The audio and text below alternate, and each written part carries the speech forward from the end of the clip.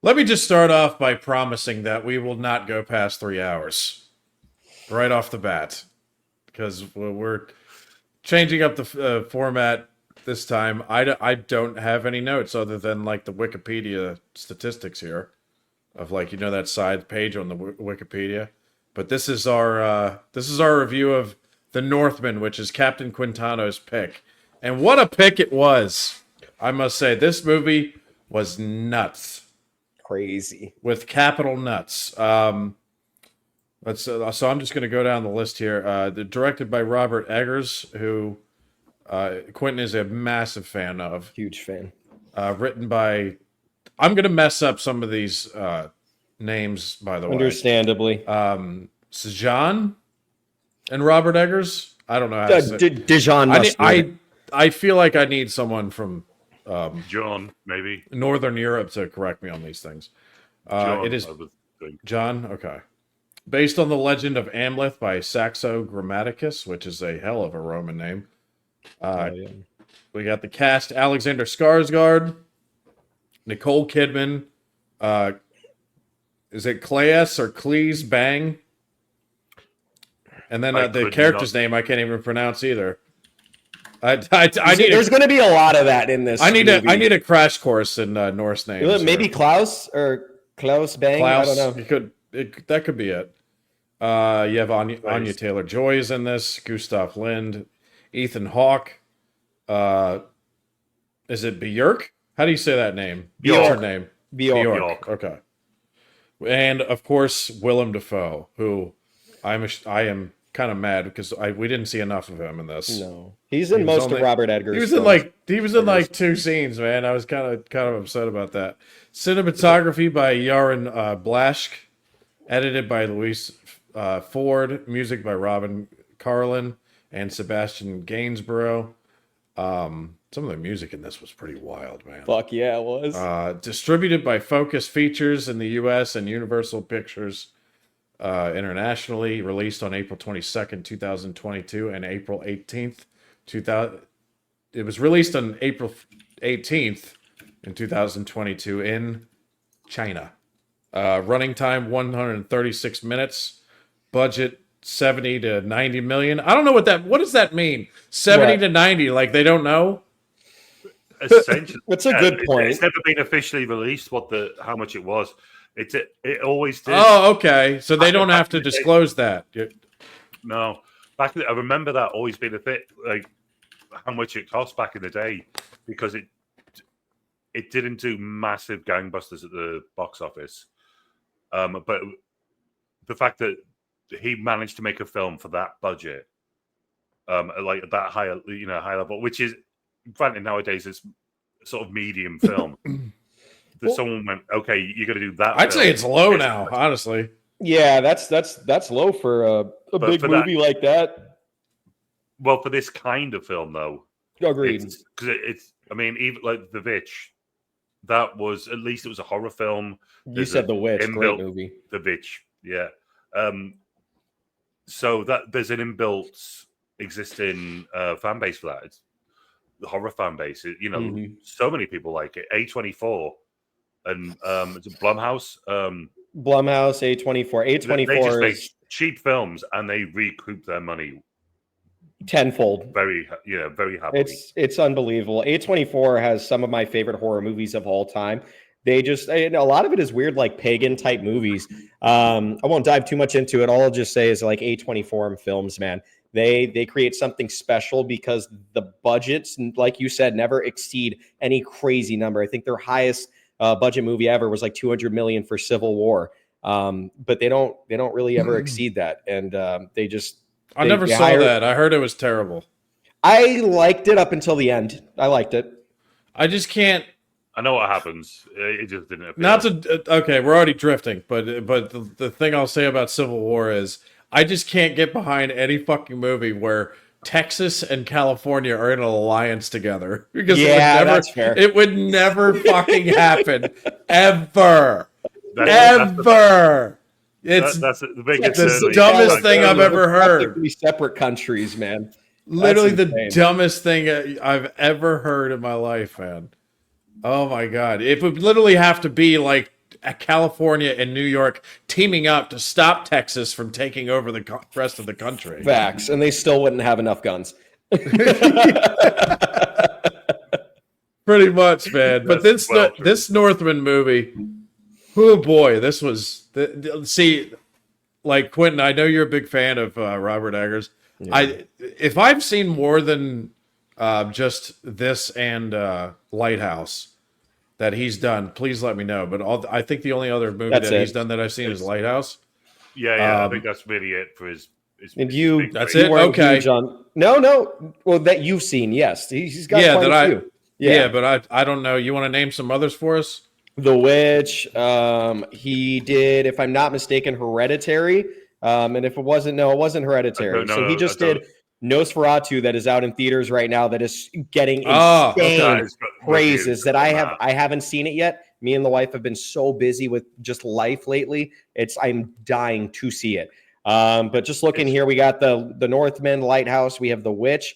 That's pretty much it. yeah. So basically, every single movie that this guy does, he has everybody make crazy faces. Mm-hmm. You get pretty much.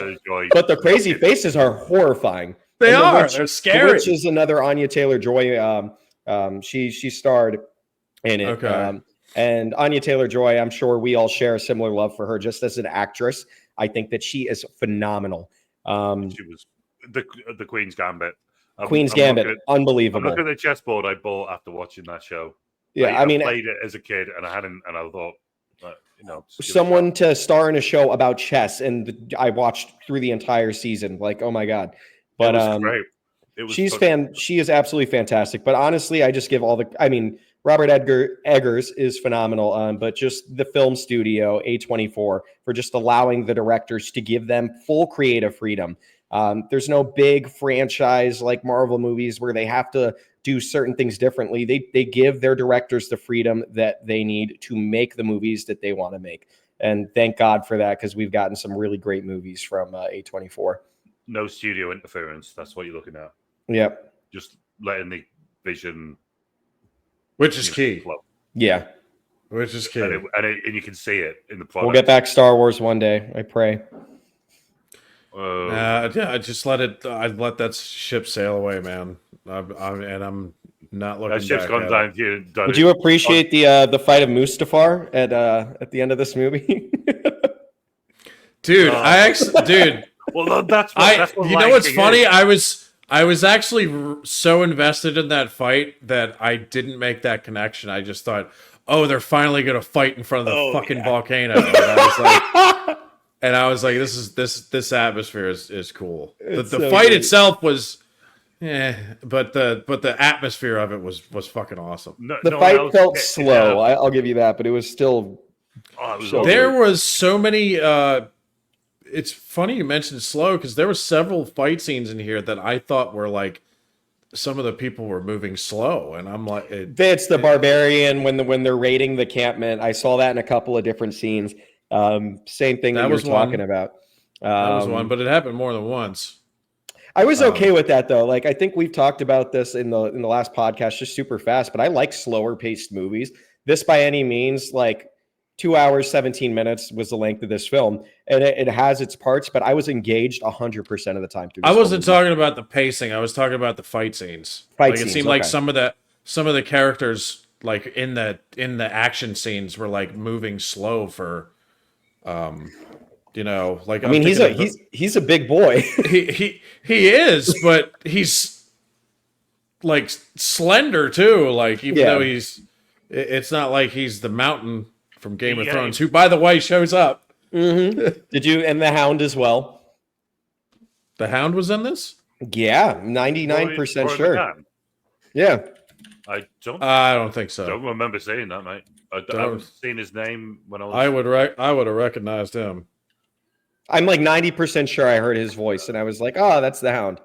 Nope, not in it. Dude. No. Smack me in my face. Forgive me. I thought who's that one character? It was one of the god characters, I think. One of the god characters. It was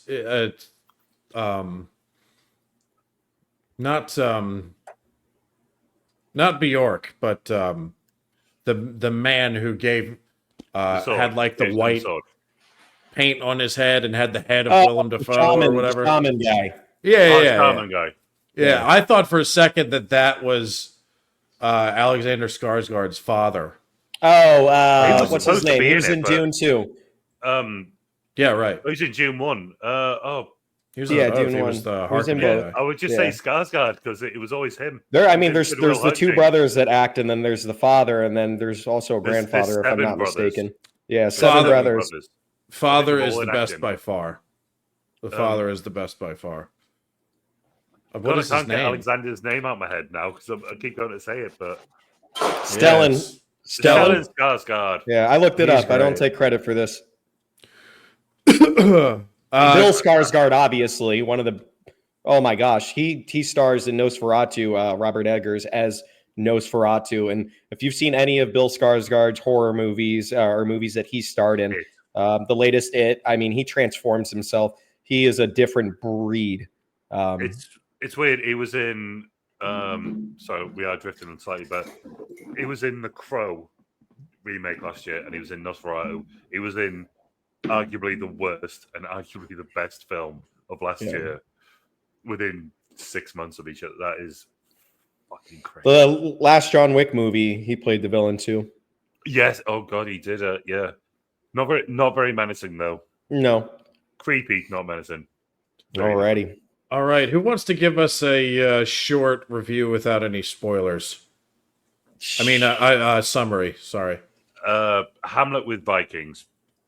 Hamlet with Vikings. I mean, that was one sentence. I was thinking more like, Like a minute. that's it. Go on, The Quintana, Northeast man failed. Captain Quintano, take it from here. I got it. So just going into quick cast options. Casting was, oh my God, phenomenal. Once again, Anya Taylor-Joy, we already talked about her. Alexander Skarsgard. You got Nicole Kidman, Willem Dafoe. Fantastic. You guys are Muppets. What? What's the story? What happened? Oh, who are we- okay. So who the are we story- following here? We have Okay. we have the young boy. You have the young boy, whose father gets taken from him. He is a young Viking boy, the son of a king of this land, There we go. and the ultimate story of betrayal takes place. You know, his father comes home from fighting some war. He's old. He's kind of beaten down. You can tell that something's brewing in the air. It's ready for him to be taken over. He's weak. He is wounded. He is going to die soon. So, at first you see his older brother or younger brother actually defending him, the bastard brother, and he defends him in some scene where his wife is joked at being called a whore, etc.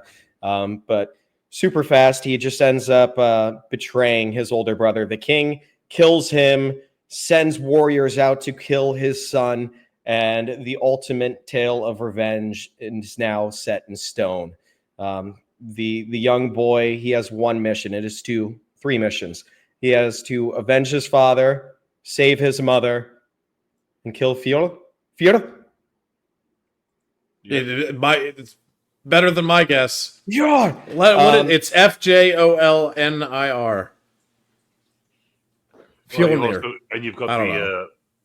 I would say umlauts versus German. I genuinely wish. I'm losing EU points here. Whatever the dots are over the vowels, I don't know what they are called. I know in German. I don't know either. We call them umlauts in German, but I don't know in Scandinavian.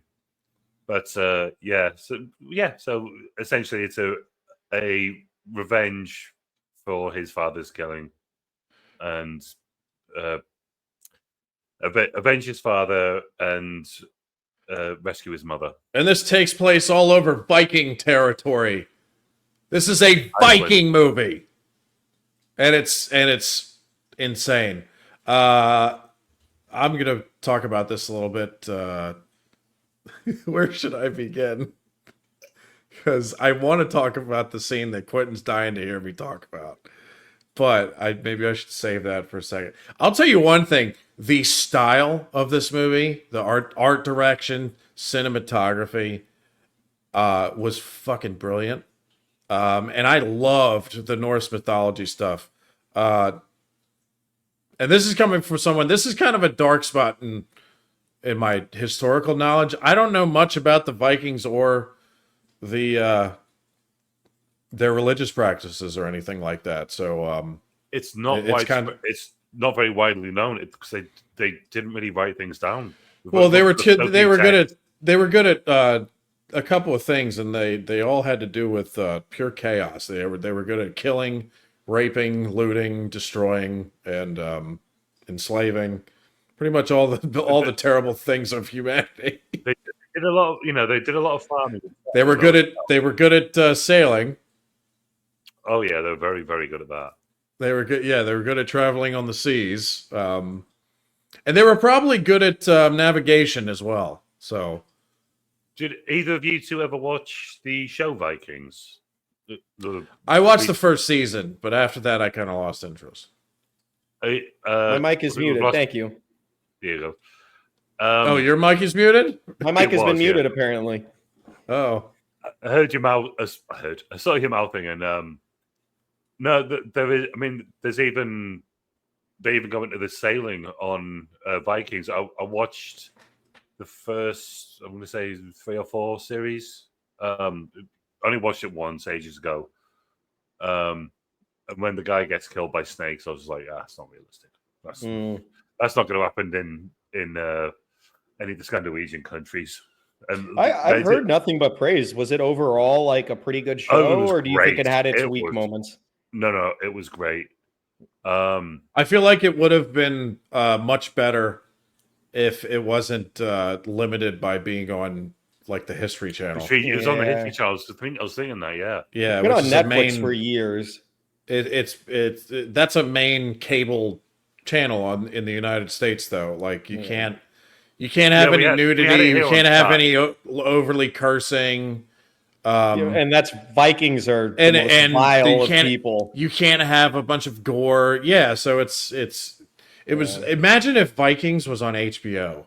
Imagine how fucking good it would have been. Like if it's already good, imagine if you take the chains off of it and let it just run wild. Throw a titty in there, That show would have been monumental. Yeah, it was. I mean, it's still. I've heard people. Everyone who brings up Vikings tells me that it's like amazing. Granted, I've never seen it, so I can't talk about it to the extent that you guys are. But I've heard it's great. But I can imagine that scenario of it being on HBO would just be legendary. The amount of praise it probably would have gotten on that level. Oh my gosh! After the main character died, and the thing is, I don't know how loosely, but it's loosely based on historical figures and historical events. And when the main character dies, and they do carry it on, and it's still a great success, I just wasn't really interested. I thought he was the most compelling part of the whole show. But they even like the navigating, how they actually navigated. It was it was so fascinating. Like they had a special stone. It was actually some mineral, like quartz mineral, but it could still even in overcast weather, you could still get the sunlight coming through it. And they used it. They had a sort of really proto compass, which is how they managed to sail across from, I would guess, maybe Iceland, from Iceland to where they landed in Newfoundland, I think, is where the Viking settlement was. That's the sort of technology that have been using, and it was pretty crazy for. But what was that? The 10th century that happened. But I mean, the Vikings were around for like 300 centuries. Yeah, 300 odd years, I think. Majoritively, it was like 300 odd years. But it's. But they weren't just rapers and pillagers. There was a bit more to them. I mean, I'm just saying, like, that's what we know. That's what they're known for. That's what they're known for. It's like if you mention, if you talk about the Japanese and you don't talk about the samurai, then something's wrong here. Yeah. Or if you talk about the Romans and you be able to mention aqueducts or something. Yeah. You know, it's what they're known for. But No, so there. this movie was nuts. And It was dude, this movie was a acid trip. Yeah, But yeah. that's about right. mostly it was like acid trips. I with knew- moments of lucid. Yeah, I knew that when Quentin picked this one, I was like, this one's either. I was like, I wonder where the weirdness level is going to go because I'm remembering Lighthouse, and I was like, because that movie was just beyond fucking weird.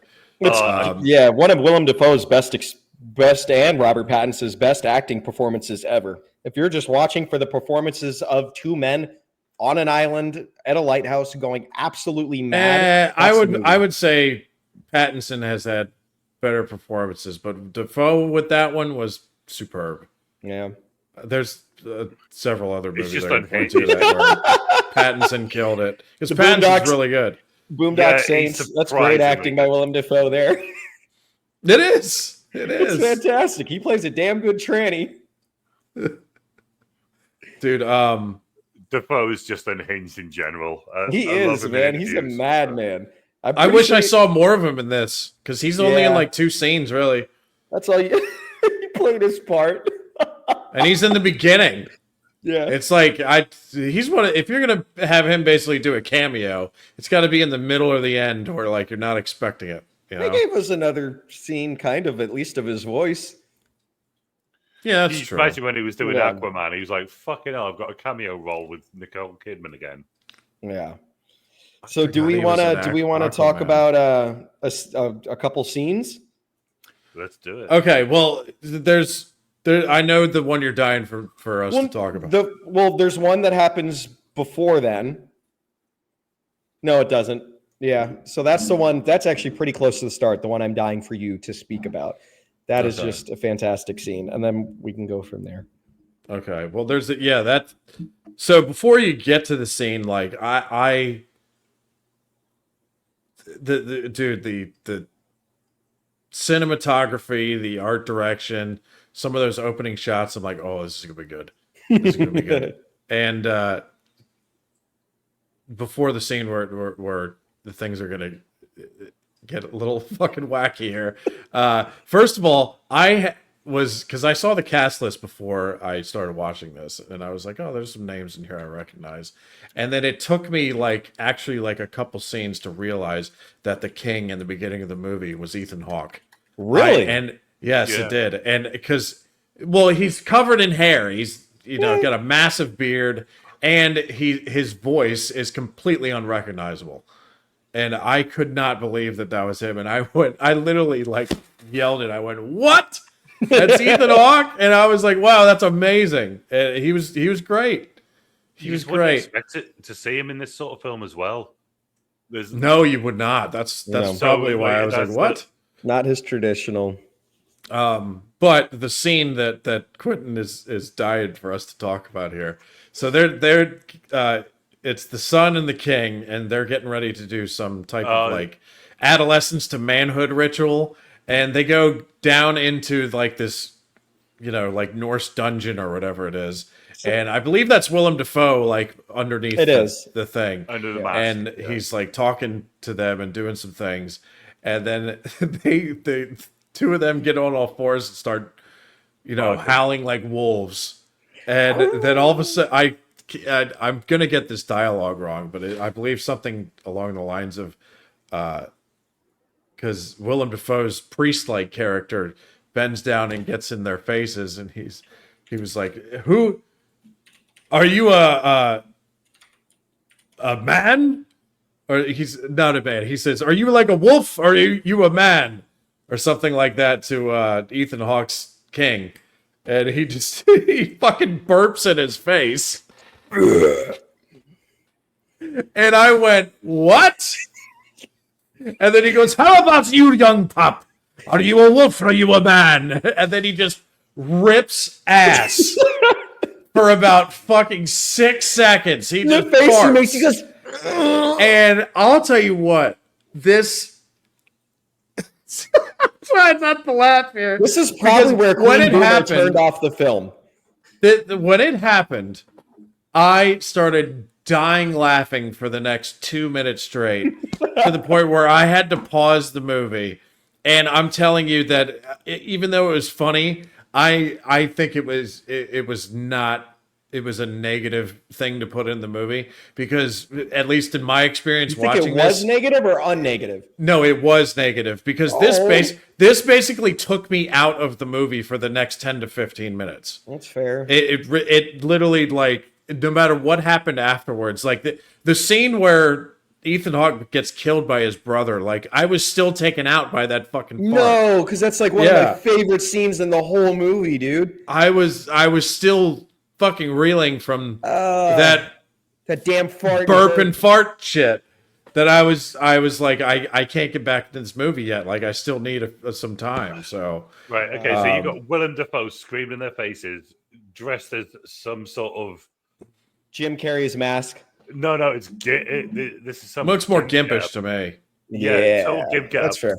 Prove you're not a dog, and he burps in his face after they've been licking out of bowls, and then in this he says, "And you, pup," says the same, and your biggest problem is one burped, one farted. That's your biggest problem with that scene. I think it added to the film because it's trying to be a serious movie.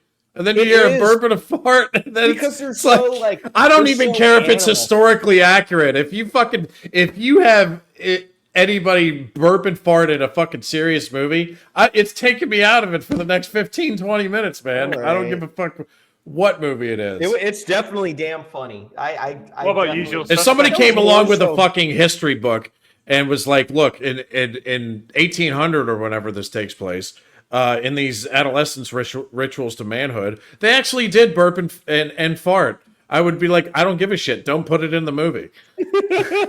Just before anyone corrects us, it's 1895. It says 1895 AD. When 930 AD. No, 1895. Yeah. It says when he's coming home, and you've got. What are you talking about? The movie? Right at the very, very start of the movie, it says... Yeah, you said 1895. Oh. Definitely not 1895, brother. 1895. I was like... I'm not used to going back that far. Yeah, it's the 10th century, so... Just prior to the 10th century, yeah. Yeah. But anyway, yes. So yeah, burping and fart. I mean, I've seen... plenty of dogs fart. I don't think I've ever seen one burp. So at least the king proved he was a man. Yes. But I mean that's true. Can you imagine if Ethan Hawke? The first time I saw it was. Sorry, go ahead. Go on. All right, I was saying, can you imagine if Ethan Hawke's just cutscene? Ethan Hawke cocks his leg and takes a piss. Just for the gag reel. That would be wild. That would be fucking... Dude, you were talking about how that was your favorite scene with the death of Ethan Hawke's character. It's one of my favorite. I just thought it was great. I thought that his little monologue there of him just saying that my son will come for you. It was just powerful. Like, I mean, talk about it not being Ethan Hawke.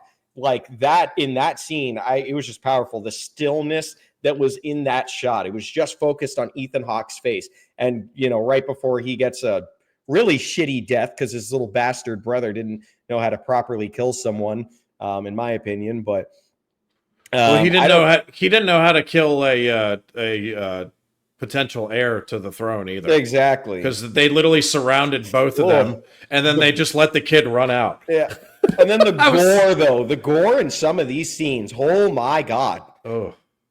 I'm thinking, the one that was where I was like, oh my God, was in the later on in the movie when the guy's guts are spilling. No, the guts are spilling out of his.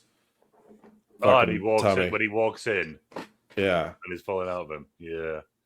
But no, I thought the nose guy was cool. I liked him. He was cool. Oh, that made me wince. Skeletor. He was like Skeletor, man. And it was cool that they brought him back. Like when he was like Voldemort without a wand. Yeah. Voldemort without a wand. That's good shit. That's what his nose was like. But yeah, that fart and that that burp, man, that took me out of it for a good 15, 20 minutes. It literally had to like, I had to like give it 15 to 20 minutes to like take the movie seriously again. Yeah. I had one little small part that comes after that scene that I wasn't huge on. When the kid is rowing away and he has escaped and he's just rowing into nothingness. Like, I don't know how long. I mean, the kid's not super old, and I understand that the Vikings, that culture, they're good with sailing and this and that. But this kid is just heading off into open sea with nothing in sight. And I was like, does homie know where he's at? Like, we're just expecting he might. And that's kind of how I justified it in my head. But that was like the only scene in this movie where I was like, hey, I don't know, man. The only thing I could argue in favor for that is the boat was already there. So that means someone came in and landed there. That's fair. Good point. Good point. If you head out from there, you're going in the right direction. You're starting off going in the right direction. That is a good point. They're not going to have been somewhere and then it's taken a sharp turn and then landed there. It's going to have been roughly that direct. Just pick a direction. Hope it's not that many thousands of miles that you're that many degrees off. You've completely missed it. I'll tell you two of my favorite parts of the movie, Q. Shoot. One, which I thought was awesome and I was not expecting it, was the heel turn from Nicole Kidman. Oh yeah, that was awesome. How I was insane. Not expecting that. And then that wasn't just a heel turn. That was that was an M. Night Shyamalan twist, bro. Like a good one. Oh god, that was like dude. When I saw that, honestly, I was thinking of Darth Vader. Luke, I am your father. Like I was. That kind of moment where you're like, oh my god. Because you've only seen her as a loving mother up until this point. You know, you see her screaming as she's getting taken away, which, you know, she later reveals that she is laughing. Which is just makes her character sick and twisted. But her whole, I guess, is that considered a monologue? That whole part when she's revealing everything to him? Is that what that would be called, a monologue? I think you could argue that case, yeah. I mean, essentially, she's saying it's not her speaking aloud to herself, but okay, so that's what a monologue is. A diatribe. But either way, that whole shoot. So, you know, because in the beginning, like, you know, the brother usurps the throne and kills the king. Mm-hmm. Well, actually, I don't know. Because he does say he does finally say no. Because I'm thinking like because he kills the king and then he finally goes and go and kill the son. He does, yeah. And then he sends the one guy. I was thinking the one guy said that the son was dead. The guy with the nose. Yeah. But I was thinking that maybe because the whole time Nicole Kidman's character was in on it, that she was going to.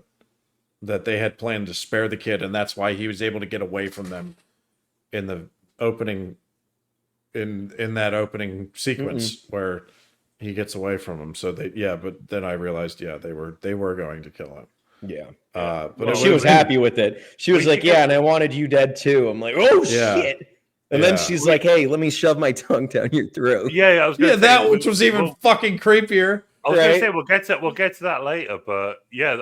I'm sorry, that's the heel turn. It was like, what kind of you just know in that moment that Egyptian family fucked up thing is this? Yeah, some pure Game of Thrones, bro. But no, she's just sick in the fucking head, and her performance in this movie was fantastic. I've seen Nicole Kidman movies, but every performance in this movie was phenomenal, dude. Alexander Skarsgard. I grew up watching a show that I shouldn't have been watching called True Blood, where Alexander Skarsgard plays a very cheesy, brute, like gothic vampire who's like owning this nightclub. And it was like at the start of his acting performance, and he was really shitty. Like I've tried to rewatch the show, and the acting is so bad you can't like get invested. But he's had some stinkers, yeah. He's had some stinkers. He's been part of like some big stuff where it was actually successful, but then you look at his performance, and you're like, eh.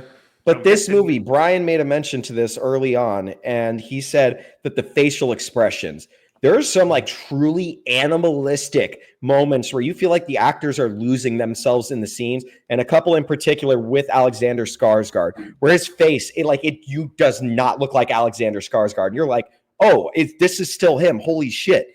I lost it at a couple of scenes, bro. And I still do when I rewatch the film, just because and it could be because most of his acting performances have been relatively shit for the most part, but this was the best performance I have ever seen him do. And it wasn't like he had any great lines or anything like that, but the length that he went to try to make himself this fucking absolute beast of a man was insane to me, man. It's a weird one with him. The very first time I saw like he comes on screen, I remember thinking it then, and I watching this in preparation for this, I went, "Oh shit in hell! It's the rated R superstar. It's Edge." As soon as he comes on screen, he's got the beard and the long hair. Was this WWE? Yeah, exactly. Me and Craig use a lot of wrestling terms. That looks like him. Way, so yeah. I just look him up. Yeah, so it just looked like old school Edge, and it really did. But a lot of it was, I mean, it's very melodramatic. This film as well. So you said about the facial expressions, but you see one thing, like his face. You know, he does the faces. It's like I've never met anyone who reacts to anything like that. That's not what you would call a normal person's reaction to it. No, because that Viking era that I guess he's brought up in, they view themselves as like part animal spiritually.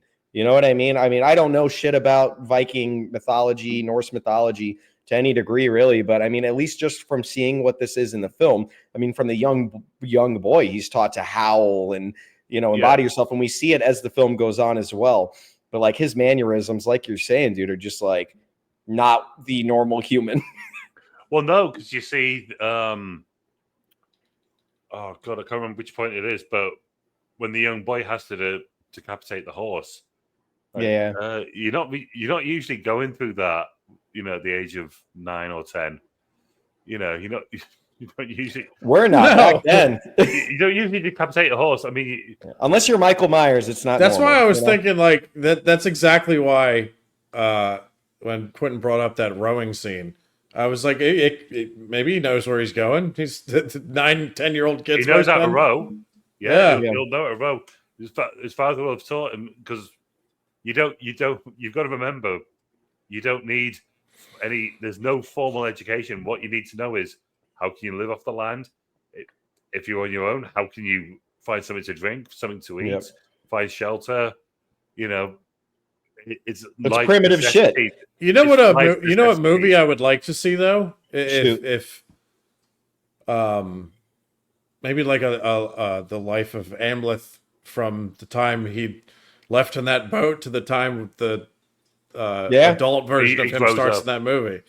Yeah, I think that would make it for a pretty good movie. Maybe Gladiator 2 would have been better if we got a story of Lucius after he disappeared, No, Gladiator 2 would have been better if it wasn't made. I was gonna say there's no saving that movie. I don't hate it, but it wasn't good. Gladiator's the perfect movie. Just don't fuck with it, Yeah. Gladiator has the problem. Gladiator's 2's biggest problem is the number 2. Yeah. Yeah, it's basically it. The number 2 took a number 2. It's the same plot as number 1, just not good. No, agreed. So that's not the same. Just like, but so yeah, there was some stuff that speaking of animalistic faces, my favorite shot in this movie was of the fucking Valkyrie. Oh god, yeah, that was fucking metal as hell. Dude. Did you notice her teeth? Yes. The tattoos. Tattoos. Was it tattoos of runes? Tattoos of different symbols. Go ahead. Yes. They're the like Norse braces. symbols. Essentially, they're like braces. But I think they were tattoos. Historical. Well, it's basically it looked like it was the written the runes. Runes, yeah. Yeah. Yeah, but when that was first so came back, fucking awesome, dude. Yeah, the tattoos on her I'd teeth were forgotten inspired about by that. real Vikings tooth modification practice. Yeah, Okay. it had some semblance in real life. It looked like braces. It was like, but when I was researching it, it was like, oh, this is somewhat true to real life. But when I completely forgot those things came up, and it did remind me, if anyone is watching this, hopefully, Attack on. There's a thing. Have either of you two heard of Attack on Titan? I'm not going to go. I watched the first season, and the following seasons took too many fucking years to come out, so I lost interest. First season, though, is one of the best animes. I don't watch anime. This first season of that show was fucking, oh my gosh, insane. It was fantastic. It'd be worth you watch. But at the end of it, there's essentially there's a they go to a sort of mystic land, and there's a tree, and it had that sort of quality to it. Like I did see sort of similarities to that. Obviously, I know a bit about Norse mythology,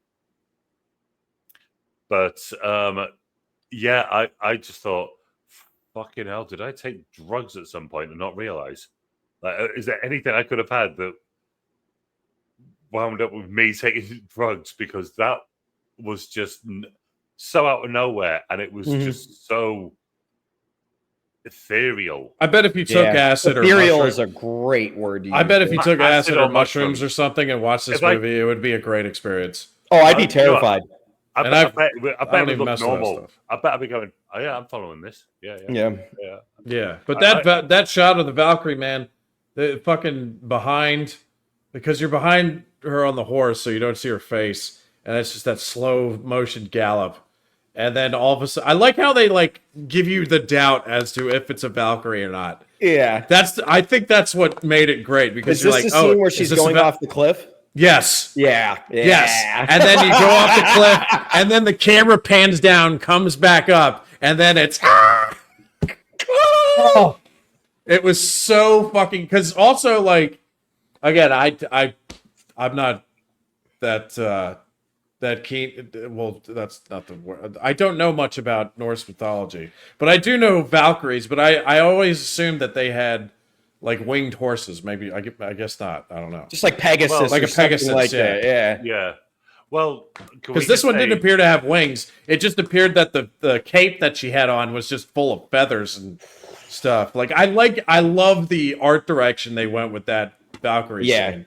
It was looked so dope. Metal was the best way to say it. That shit is metal. It was ethereal. That shit was just crazy. Dude, in Scandinavian countries, metal is like pop. It's literally the same as pop music. It's metal. Those albums. Isn't that like where metal comes from? Is those countries? Like, I mean, maybe. I don't know. My brother toured in Germany for metal music. Went through an entire tour in Germany for Manowar, which is like a heavy metal band. Manowar, isn't like Rammstein like the biggest band of all time over there? Wait, hold on. Not Rammstein. I wouldn't think they're fucking huge. I wouldn't think Rammstein. But what's the Wacken? WACKEN.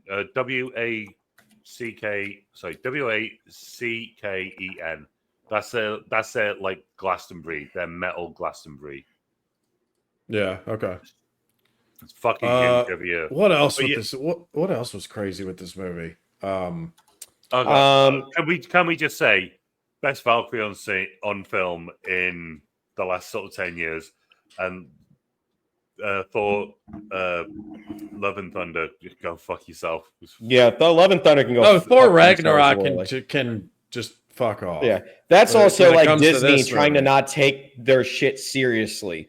This is a fucking director that wanted to look in depth to everything. He wanted to be historically accurate. There we go. Accurate. Accurate. As much as he could be, and then throwing in that mythology in there and throwing in that mystical shit that adds that weird sense that you expect with an A24 movie. Well, are these characters like the main characters like based on any historical figures? Or is it I think it was a poem. It was but that's what their stories were. They were poems. Yeah, that's why we've got so little because they didn't write down. So it's like their Homer. Mm-hmm. Yeah, it was literally they had stories, poems. Well, Beowulf, I believe that's just actually a poem. It's just a really fucking long poem. Yeah, like But Homer. the story of story of Beowulf. We're not going to do that one. Jeez. The Russell Crowe one. Was it Russell Crowe? Beowulf.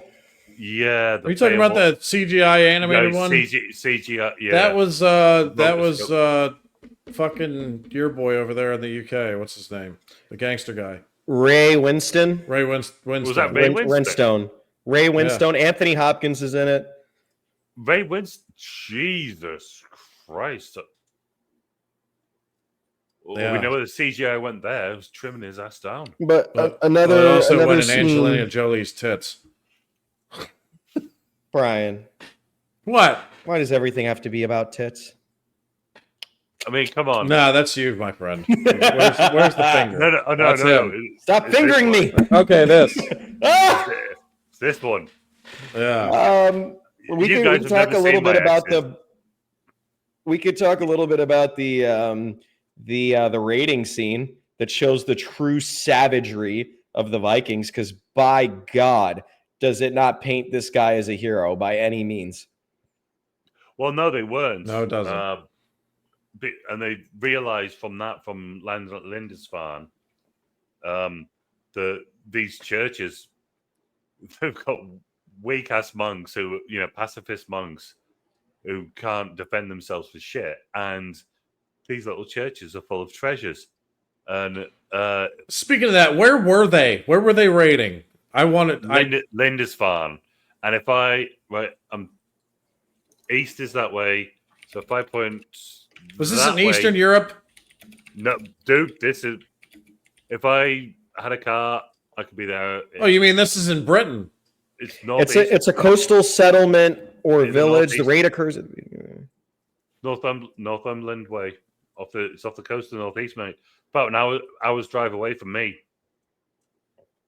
That's where they first landed, and then just. I know the Viking. The film was shot in Iceland, but the exact location of the raid is not explicitly stated. However, the raid is intended to represent Viking incursions along the shores of medieval Europe, particularly in the lands like those of the British Isles or North Atlantic. Okay. Yeah, the first settlement in the UK was Lindisfarne, and then York. I know Brian knows about York. I like York peppermint patties. Me too. I like Snoopy's peppermint patty. They mentioned something about the ruse, though. I thought they would when they went in that scene. They mentioned something about the ruse, which was I'm thinking of the Kievan ruse, which is basically like in the Ukraine. So I was holy shit, they went far. But Olga, Anya Taylor-Joy's character, she's a Slavic slave. Yeah, but she's a Slav, so yeah. So I don't know. Which is where the word that was the particular from. With that scene. That was the one where I was particularly keen on finding out where they were, because all I heard mentioned was I know there was more than just the Kievan ruse, but I think ruse. I think Eastern Europe. So. I think that would have been a lot of trade going on when they would have spread out. They wouldn't have just gone to one place. They would have spread out. By the way, when they started capturing slaves from that scene and talking about what they're going to do with them, one of them mentioned selling them to Kiev. Really? So Kiev. I don't know who Kiev is, but tell me. Well, no, Kiev is a city. It's the capital. Shit. It's the capital of Ukraine. You guys are. I'm going to take some history. But back then, it was the capital of the Russia, what was called the Kievan Rus. Wow. Yeah. That's why. It's not a political thing. That's why. That's the justification for Putin wanting Ukraine back, because it used to be the capital of their of their land. That used to be the capital, so it's got a historical. It could have just been a power trip, but I don't doubt that. That Yeah, that is the I see what you're historical saying. moral justification I hear you. of what he's doing. This is our it's like, what? Yeah. That's like No, it could be that's he like, wants Ukraine back. It could be a power trip. It could also be he's just tired of us fucking with him. Yeah. There's a lot of factors that could go in here. he could be Fun Russian Biden. fact about that whole Viking scene is it was supposedly taken in one very impressive take. That shot, as he's climbing up the wall. I love a good tracking shot. Yes, good tracking shot. But man, he when he is jumping down, I mean, this is the first time that you are seeing him in full beast form. Dude looks like he is just built different. But when he is just climbing up that wall, there's something about these Vikings. Like, there's no fear in their eyes. I'm sure we can all attest to that. But holy shit, dude. When they were climbing up that, he's just like, one.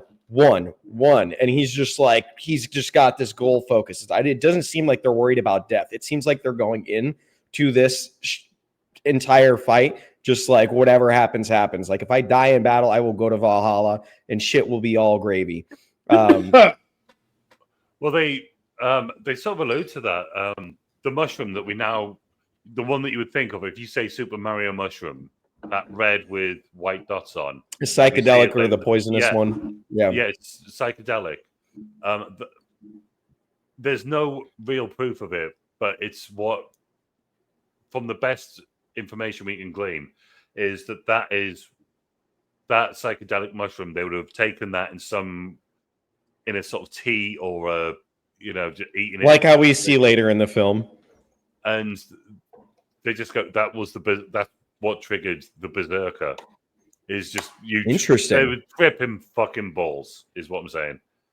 So they just went in there. So I was thinking that throughout like most of the movie. I was like, these guys must be doing some kind of psychedelic because they're. To me, it just looked like it seems like they're tripping balls all the time. To me, it just looked like they had ingested some white powder and just went absolutely insane. Well, I wouldn't have thought white powder doesn't do that to you. Maybe bath salts. Maybe I've never done them, but neither have I. But I'm thinking like zombie. Here's something about that scene that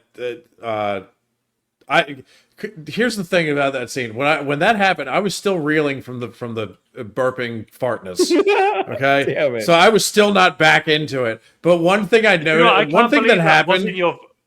Brian, I've got to say this, considering how long I've known you, I can't believe that wasn't your favorite scene out of the whole film. No, because it would be if it was a comedy. But then no, this is a serious fucking movie. I got over it in 2 seconds, but I was still it took me a good 20 minutes to get over this shit. That's crazy. At first it was 10, now it's 15, now it's 20. Because I love a good fart so much that it's hilarious, and if it happens in a scene where you have to take everything, where it's trying to be taken very seriously, it takes me out of it for a little bit. I'm sorry. But anyway, I'm still reeling for this, and then they open the scene when they're in the, they got the wolf skins on and they're creeping up to the walls, and then somebody yells out from the top. Hold on. Somebody yells out from the top, and then you see a spear fly out, and then he literally grabs it out of the air, turns around, throws it back, and like goddamn fucking Hercules hits it square in the center. And I literally yelled out, "Fuck off!" No! You didn't think off. No part of you felt like that was not the most badass shit you have ever seen in your life. Yeah, it was badass, but it looked no. When you were in the cinema watching, I think it would have been Infinity War, where when Thor turns up, when in Scotland in the train station, and someone throws the fucking spear at him. And Captain America, fucking Chris Evans, with his big full beard comes out. Look at me, I'm copying Thor, and then he just grabs it, and like every time I've seen that on YouTube, it's like the audience in America, they all that doesn't happen in England. Well, it probably does, but I've never been in a cinema where Never heard. I thought you were about to like justify it, like be like, But, oh, yeah, well, you like, liked it when that Captain happens. America did it, and it's Yeah, like, well, first of all, he's a fucking superhero who does no human on Earth has powers like that, and This guy's pretty damn close to having Yeah, I was like- supernatural. I was like- I mean, powers. yeah, but we haven't really established that yet.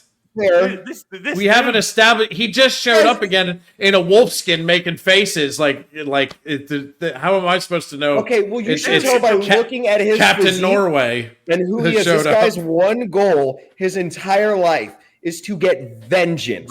You're This revenge. motherfucker was built different. No. I'm not saying the scene was bad. I'm saying Okay, that good. little grabbing the spear out of the air and chucking it back and hitting the guy perfectly in the chest, 100 yards The away. Muppet- I the was Muppet literally, meter goes I up. was literally like, fuck off. Like, The Muppet meter this goes guy through the is- roof in that.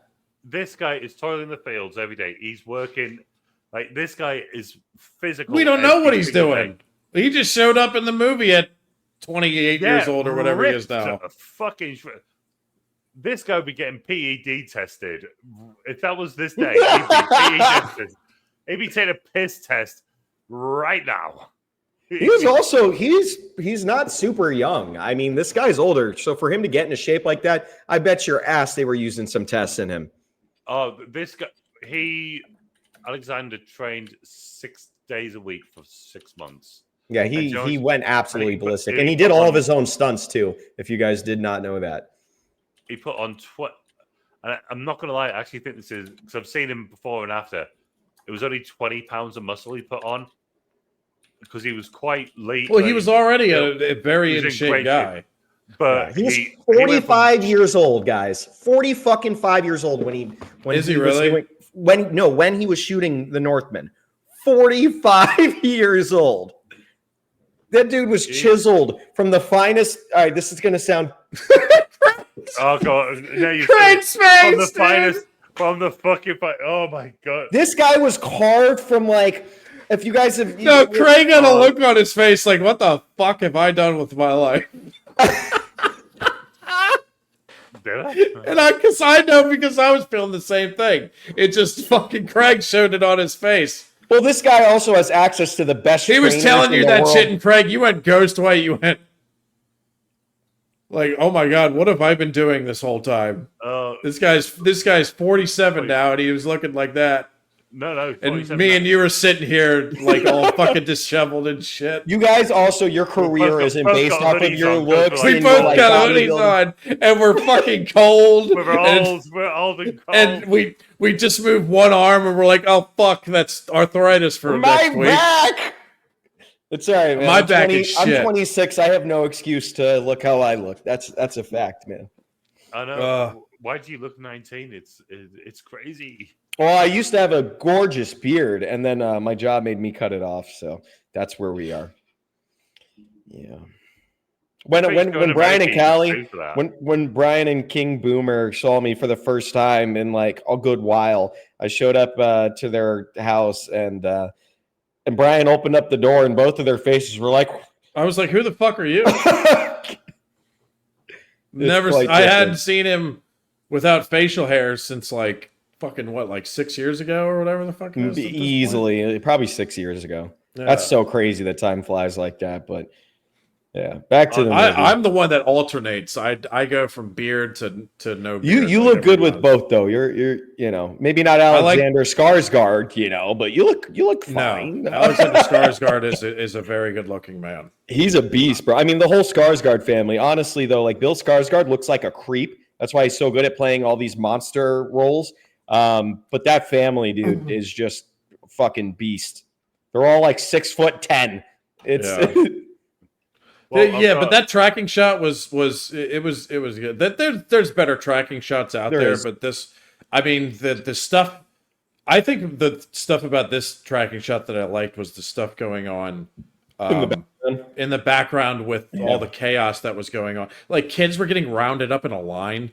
I just read something on that, but go ahead. And I'm like shuddering to think of what they're doing with these guys. I don't know if they killed them all in that fire. They did. They burned them all down. They burned them all. Okay, because they shoved a bunch of people in that one big hut and then burned it down.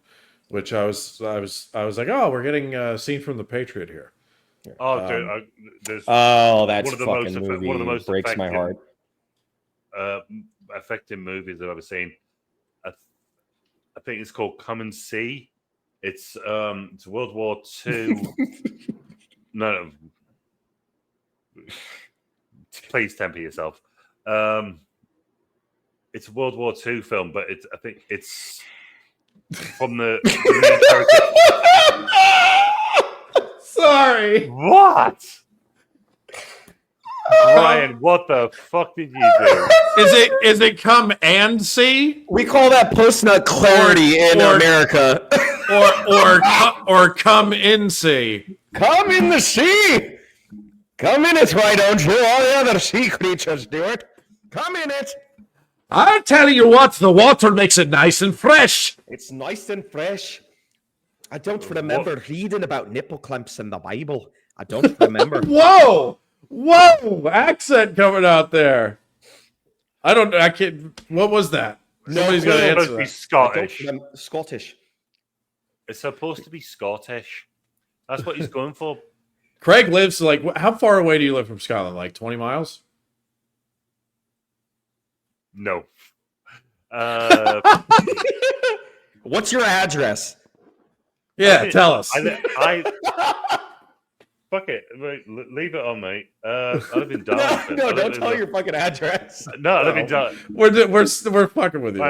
My name is the Northeast Man. If you can find a Craig, and if you follow Brian by any chance, it's not going to be hard to find me. Like, find my surname and figure out where I am on socials. I keep my shit private, but yeah. What's your social? What? Nothing. Go ahead. Well, it's the one that you're on, you dumbass. It's the one I'm friends with you. I love how this always turns into like a fucking bullying session. It has to. What does the inside of a black hole look like? Tell me now. I like how he's talking about a movie called Come and See, and his shirt says super dry. Come and see, super dry.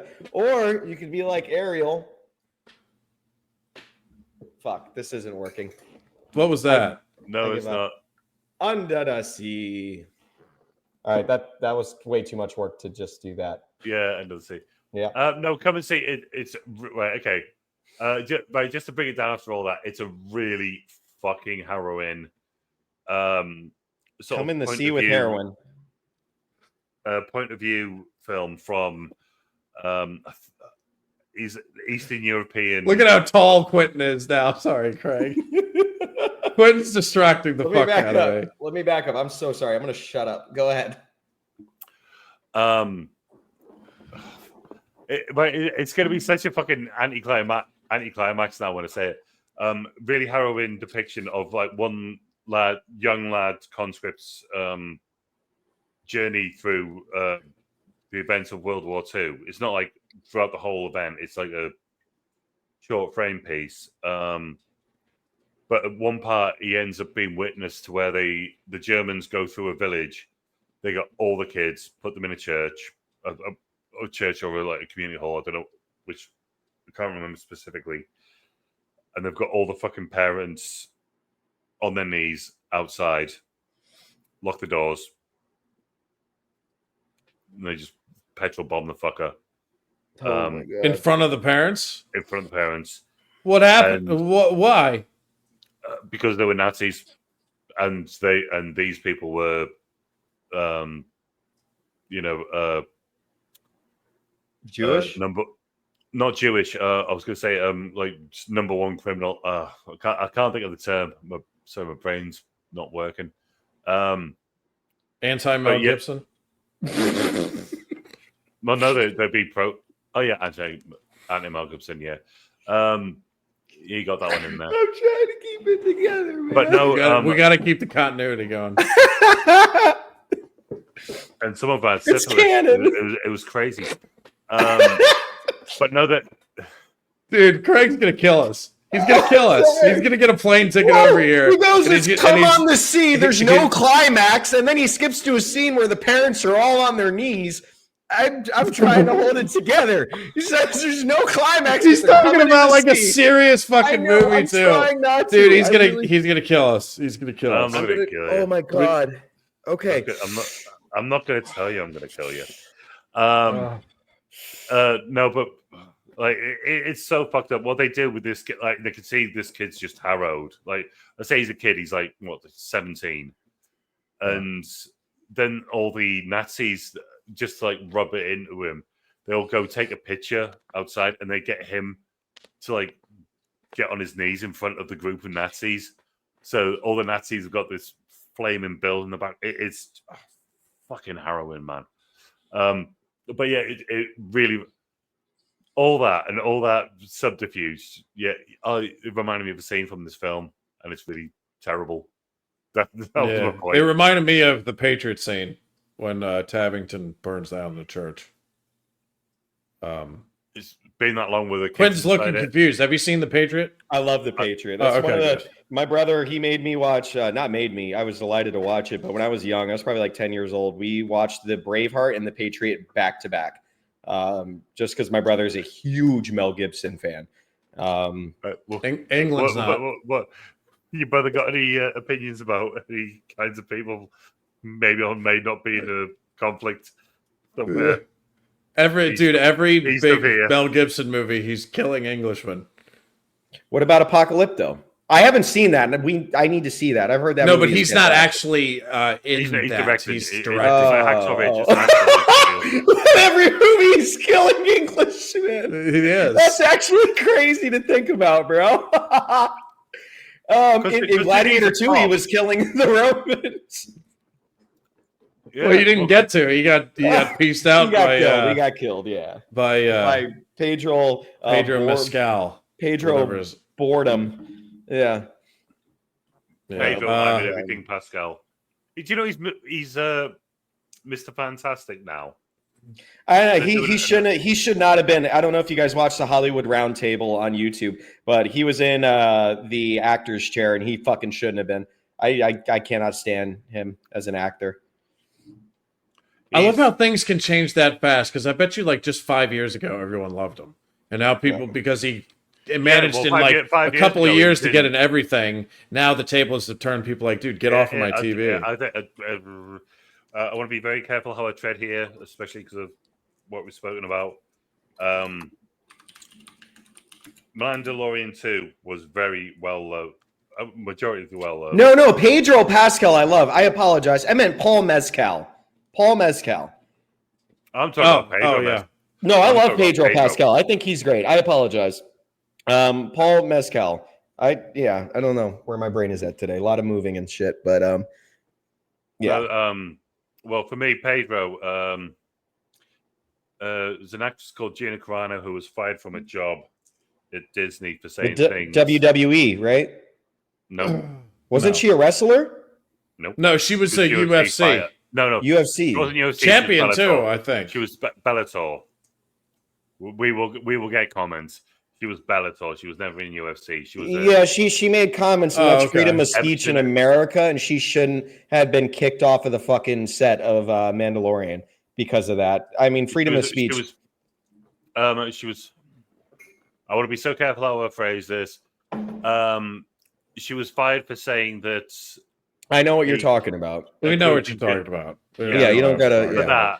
That Pedro Pascal then basically called half of a country that you two might live in people from deplorables, people from the early 1940s peasants, German persuasion for voting for someone. Yeah, there's nothing new. I like him. I like him as an actor. I like him as an actor. He said that no repercussions. She said, if you can get the people to believe this is the truth, you don't have to do anything else. If you get them believing these people are like the Germans, right. Then it's more. Won. Yeah, so but it's they punish one side and the other side gets away with it, basically. Yes, yeah. So. Whether you believe it or not, nothing new over here. What you think or not, it's a massive double standard. Just to point it out. I agree. And yeah, and I think that brought a lot of ill will towards Pascal, and then he just ends up being in fucking it. Well, if you notice, he's pretty much shut his mouth ever since then. Yeah, smart move on his part. Well, he hasn't shown his face. The only thing he didn't do anyway, back, use the restroom. Was shut his mouth. I can hear though. Heard that. Yeah, the only thing he didn't do in Mandalorian 3 was shut his mouth. He never showed his face. From rumors to be believed, he did everything over the phone. He never once turned up to set. He was never the actor. Everything he did was just voice recorded and then put in post. Well, that season 3 is like compared to, because the first 2 seasons I was still watching it when I was still watching Star Wars stuff. Yeah, I was hooked in. I was like pretty much done with it. I just like watched season 3 because seasons 1 and 2 were so good. Because I was like, well, I have to see if it keeps going that way, and it didn't. It was bad. No, and here's the thing: the actress. Sorry, real quick on this. The actress that she sort of became the They were saying, "Oh, the Mandalorian could be anyone." I can't remember the actress's name. But she did the voice actress. I believe she did the voice acting for her character Bo-Katan. Is it Bo-Katan? Yeah, she's in one of my favorite horror movies. The actress, she was in Oculus, but yes, yeah, but she's really good on that. But she became the Mandalorian, and everyone just went. No. I love what was that? The Battle for Mandalore. Your mic just went like through the roof volume. I went. Yeah. I was like, what? Battle of Mandalore in Mandalorian season 3, but that was the only battle out of that entire show. It was the only thing I liked about season 3 was the Battle for Mandalore. I thought same as you, Brian. That season was fucking hot dog shit. Oh no! Do you know what I really loved? I loved it when Jack Black and Lizzo. I was like, right, there's a meme about Lizzo that kills me, but I don't even want to say it because it's. Yeah, you just got to send it to us afterwards. Yeah. If I can find it, I mean, I'd have to find it first, but it's one of the. I literally fucking collapsed the first time I saw this. But anyway, let's get back to this movie here. Did you collapse under the weight of it? It had to do. It had to do with a school bus. Let's put it that way. So, Quentin, what else do you want to talk about with this movie? Honestly, I mean, the cast is what impressed me, but the overall tone of this movie, it was dark. The wide shots panning out, showing certain scenes of the movie, where you're just looking at the scope of it. I like that when you feel like you're in the middle point of the movie. You pause, you go to the bathroom, and you still realize that you're like a quarter way through the movie. It's only 2 hours and 17 minutes, which isn't a crazy amount of time. But this movie has. It felt longer than that. It felt longer than that. Same here. Even rewatching it. But honestly, The Last Duel, I think it was Ridley Scott and Ben Affleck and Matt Damon. It had different acts to it, and I like that. It wasn't so in your face about it. But you get to see him as a kid. You get that whole thing. Then you see him, when he decides, I'm going to become a slave. I want to get vengeance for my father. And you see him go to this place, and he's dealing with certain things, and he's dealing with certain emotions. So you start to see a little bit more humanity build in this main character that has only known revenge his entire life. You start to see him care for his half brother. A little bit. He protects him in a certain scene with the mountain, in a pretty weird game of cricket or whatever the hell it is. But the humanity. I thought that he was just doing that just so he could gain their trust a little more. No, that was back in a weird game of cricket, dude. Fuck off. That is fuck all like cricket. I mean, I don't. Rugby, is that more accurate? Rugby with wooden sticks? It was more like Quidditch than anything else. Quidditch. Well, yeah. Either way, isn't that what it was? Or that they said like because remember they're walking along, and Amleth talks to the other guys. He's like, what's in that bag that you got? And he's like, oh, I think he says like Quimleth or something. He's like, oh, No, you haven't seen these before. You will later. I am it's for like the love of God not going to try to pronounce this. The spelling is Knattleikr is the name of the sport that I guess the Vikings played, which is roughly a tumble ball game similar to hockey. Well, it's like hockey with lacrosse, essentially. Yeah, and a lot of blood. But as we go into the scene, And you could use the stick as a weapon. and absolutely Full contact. murder people. I really loved how in these shots, though, like when you hit someone with a big wooden club-like stick, Robert Eggers, he's always been a guy of practical effects instead of CGI, and in this film you see it more so than any of his films, I think. But the prosthetics, when someone's face gets smashed in or their nose gets sliced off, you see that, and your body and your brain says, "Oh shit!" Like you get wigged out from it. But when we start to see a little bit more of his humanity, I think Brian is right. I think it's equal both part of him trying to gain favor so he can get access to whatever, maybe get some more privileges, but gain that trust with his bastard uncle. But I think that he also did want to defend him. We see throughout the film that he doesn't kill women or children, that he does have a little bit of empathy, and that it is growing throughout the film.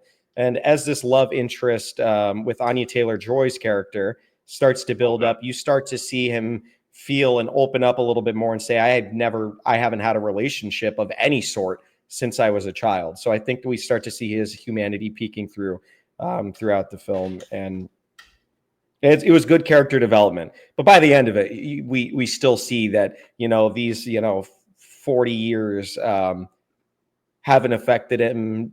He still wants that vengeance. That is what he has lived for. That's what he breathes for. That's whatever divine power, that's what that fucker is on this earth to do. For me, I think it was the fact that he had free reign to get back, because that guy got shots in on him. Mm-hmm. And it was like, you've got free. This is part of the game, and he just went, "Oh, you're on my fucking hit list, Yeah, and I'm a fucking sharpshooter. You are going down, my son. You are fucked up." That was sort of my. Obviously, there's currying favor, but I think he just wanted, he wanted to kill this person, and the fact that it would, get favor from that just sort of played it, nicely played into it. Yeah. I'll tell you what, because I keep talking about that burp and fart and how it took me out of the movie. I'll tell you what brought me back though, and it wasn't that rating scene. It was when Amleth decided when he overhears that his uncle has been forced out of wherever they're from, and then he had to go to Iceland, and then he fucking literally changes his outfit and brands himself to make himself a slave just to get over there to potentially get his revenge. Yeah, that's when I was like, yeah, this okay. I'm back in this now. Proceeds to swim through the boat like a fucking submarine, just trucking through it. Like, by the way, if I'm not mistaken, I want to say that the river is flowing downstream, and he's just like trucking his way through it. Just once again showing what an absolute beast of a human being, Viking wolf hybrid shit he is. Yeah. Well, he's also backed by the gods. We would find out. He is backed by the gods eventually. Or he's just tripping balls. Could be that. Or he's just tripping balls. Yeah. He's still 8 years old. I don't think so. I think he's backed by the gods. Remember that there's the one. Holy shnikes. Sorry.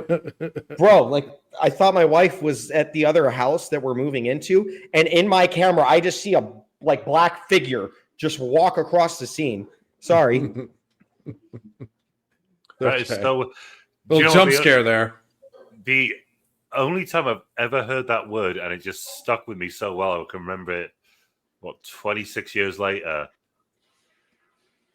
The park outside my house when I was growing up, we had they eventually put a basketball court. We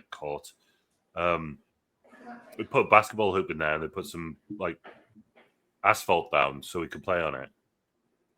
and a couple of Mormons turned up once because I lived right across from the park, and growing up, I used to play basketball like every day, and these Mormons turned up, and these go shnikes. It's the first time I've ever heard that. Shnikes. Are you a Mormon? Because I think they told me it was from a film. Shnikes. No. Isn't that Scooby Doo? No, it was Jinkies. I thought that was Zoinks. Zoinks and Shnikes. Jinkies. Yeah. Shnikes. Yeah, no, that only time I've ever heard it was from a Mormon. Anything you want to tell? Anything Christine has to be worried about? What?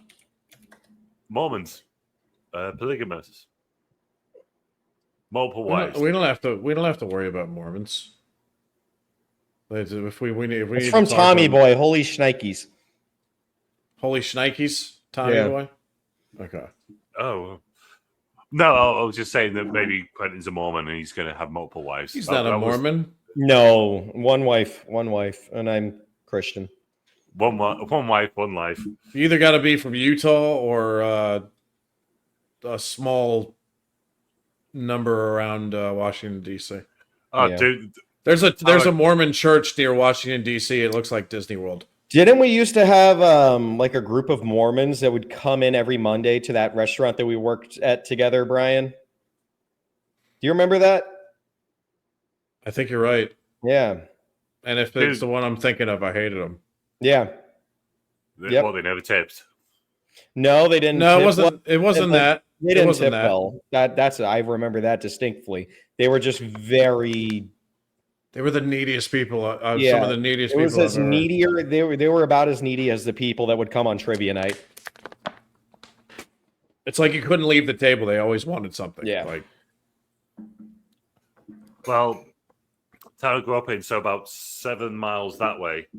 There's a Mormon church not far from where I lived, and one of the guys I worked with who now runs the place where I live next door to. I live next door to a care home. There's two houses that were knocked into one, knocked all the walls through, so it was just one like double long house.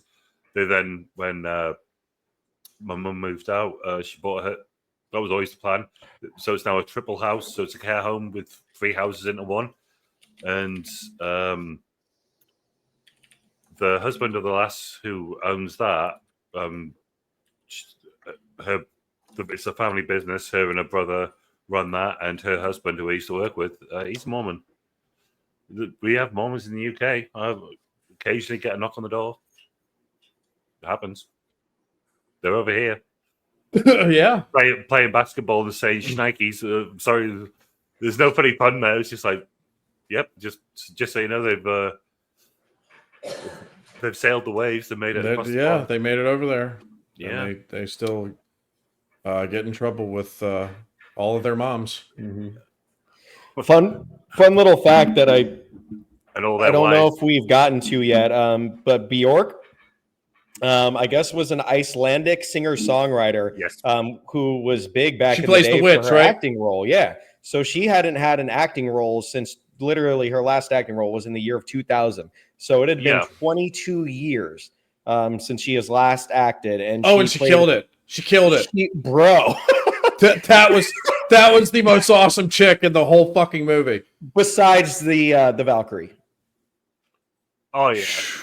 I don't know, man. Anya Taylor-Joy. Sorry, actually, I said that. I thought, what are you talking about? Anya Taylor-Joy. Anya Taylor-Joy. Oh, Anya Taylor-Joy doesn't hold a candle to these two women. I mean, Anya Taylor-Joy. And I'm not talking about looks or sex appeal. I'm talking about. I would never talk about badass sex appeal, except for the pure fact that we do get to see her butt in this movie. But no, anyway. it's because I have Bjork listed as the Slav witch. That's what she is. I do have to ask both of you. I mean, well, mainly Brian. So was Bjork musically never a thing? I had no. No, idea she was, but I couldn't. If I tripped over one of her songs, I couldn't tell you. What is she? I have heard of her. I just wasn't sure what I didn't remember how you were supposed to say her name. But yeah, she was a thing over here. Yes. Yeah, there's a song called "Oh So Quiet." I think it got to #1 here. It was just the most random song but it was like it was. I believe she somehow- was much bigger in Europe, though. Yeah.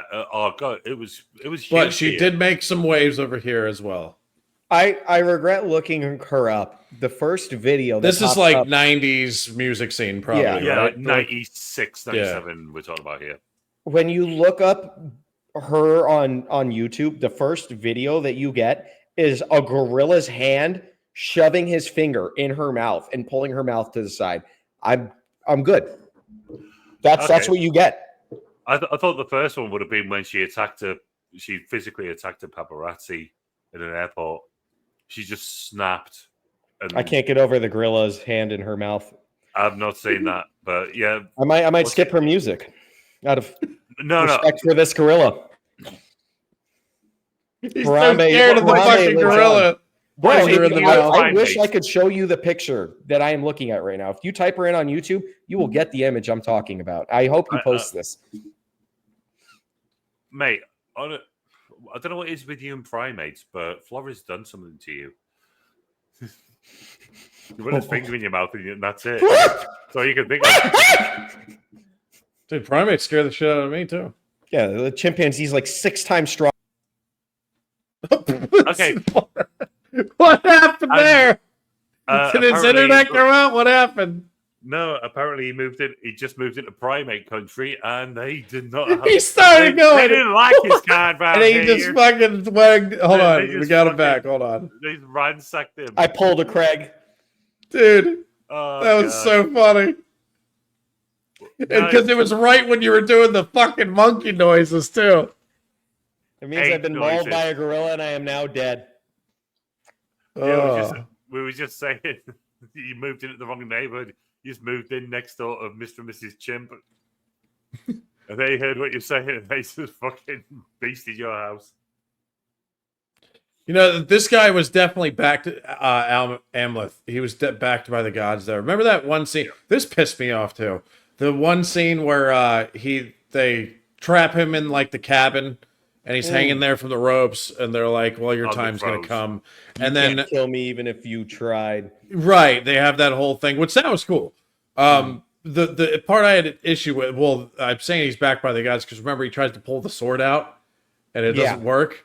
That's the gods are only letting him touch that sword. 100%. So that's where the gods come into play. They there. also say but the that- thing that pissed me off was when he couldn't pull it out. He just went "Bleh," and then then threw it right in to the the corner, right to the side. Where, by the way, if he gets out, he's armed again. He's armed with a fucking, not only armed with a sword, armed with a sword that was forged of steel through some enchanting North mythology shit. This is the sword that was crafted in like the flames of hell. And Yeah, it's and you're not thinking like, well, I can't get it out now. Maybe Yeah. later if I cut the fucking sheath open. So something about this movie, and there's certain movies that play a huge part of that I just love watching these types of films. It felt like an RPG at certain points. It felt like I was playing a really well-written video game, but I was watching it. So it's like, you know, your character, you're going through as he's growing up, and you're doing all that, and then he gets a sword. He meets the sorceress that he meets in the cabin, and she tells him this, and now he has a new quest that he has to go on. And then the sorceress is like, you will find the sword of flame that will grant you the power, blah, blah, blah. But then he gets his sword, and it's like then he goes to the undead guy, and he kills that boss. It was just so sick. I mean, from a video game nerd perspective myself. I like that. Dude, anything that had to do with the mythology or anything or the supernatural, I loved. I thought that was I gonna usually weed you don't out. say shit like that. Like usually when they Yeah. go too supernatural, I'm like, let's keep it in reality here. This film role reversed that for me. I couldn't wait to see more of the mythological figures or the creepy, trippy atmospheres. I was loving that. When they brought it back down to reality, that's when I was like, I'd rather be in the mythological shit again. You felt like it was a little bit slow because they had implemented. No, here's what eventually would bring, because we'll get to scores in a minute, but this would bring my score down. Any characters other than Amleth and Anya Taylor-Joy's character in this, that they went up against were idiots. They would always do the dumbest thing. Do you remember just off of this movement right here, shot to the ribs? Oh, the son where he punched him. Yeah, but that was just like that was just like their one out of like 3 different humorous things they put in there. But it was so good. It was. But I'm talking about like there's a scene at like where Amleth is like cutting down people, and it's during the daytime. It's the first time he really reveals himself, and he starts cutting guys down. Then one of the guys gets to him and hits him with the spear. The problem is, and he hits him like 3 times with the spear. The problem is, he hit him with the wrong fucking end. He should have just hit him with the fucking pointy end there to begin with, and then he would have been down and out for the count. Fair. But no, he hits him with the thing, and he keeps getting back up. Just hit him with the fucking leaf end of the spear, and it'll take care of that. Plus, yeah, that one scene where he's hanging from the thing, and then the guy can't open the sword, and he goes, fuck it, and he throws it into the corner of the shed. One, if Amleth gets out, he's going to be armed again because he knows exactly where the sword is because he just threw it not just any 10 sword. feet from him. Not just and then any two, it's not just any sword. So there's no way a character like that is going to go, well, I'm just going to toss this in the corner. No, he's going to keep that fucking thing and try to keep it for himself because he knows how good that sword is and how well it's made. So like shit like these characters are just like in this movie, they're just doing dumb shit. Like Nicole Kidman finally finds out that Amleth is the son, and they have that whole the fucking heel turn scene was brilliant. But then the next scene during the day when their son is dead, and she basically says she's saying like my son is alive, and the uncle says that's not possible. And all she has to say is no. Literally, that big ass slave that was literally terrifying looking. Telling him. Huh? He wasn't there when she was telling him. There was like that's not the point. That's not the point. The point is she is trying to tell him that my son is alive, and he's going, that's impossible. And then she goes on like 3 different things where like, no, I can feel it in my bones. It like he's here. Oh, you're all she has to say. She has to say is like, it was the big fucker. Yeah. That you bought in the slave market the other day. Yeah. That's all she has to say. It's just like these characters are just like, other than Amleth and Anya Taylor-Joy's characters, like they're just dumb. Yeah. And I feel like characters that are in those positions of power should not be that dumb. It pissed me off. That's also hence to why you see him lose his power. I mean, he was overthrown by a different kingdom. He was never meant to rule. Yeah, he was ousted. Yeah, but but these characters. The thing is, these characters are just walking around doing dumb fucking things. Like unless if it's not Amleth and it's not Anya Taylor-Joy, they're literally showing their incompetence. And 100%. It would make Amleth like revenge and slicing and dicing these people one by one. It would have made it that much more epic if these characters had actually had some intelligence. Yeah, they don't. They made these characters really dumb. They're what they believe in. I mean, they had their own like seer. You remember the white-haired woman who would be like their seer, their witch in that group. She comes in and she goes, these wounds weren't made by mortal man. This was made by a spirit, or so she is like their person. They believe this shit full and through that it is a spirit coming for them. I agree with you. The characters are fucking stupid in a lot of scenes. Not to mention that Nicole Kidman's character obviously has a multitude of mental disorders going on in her brain. Yeah. But all she had to say was, no, my son is the big slave you bought the other day.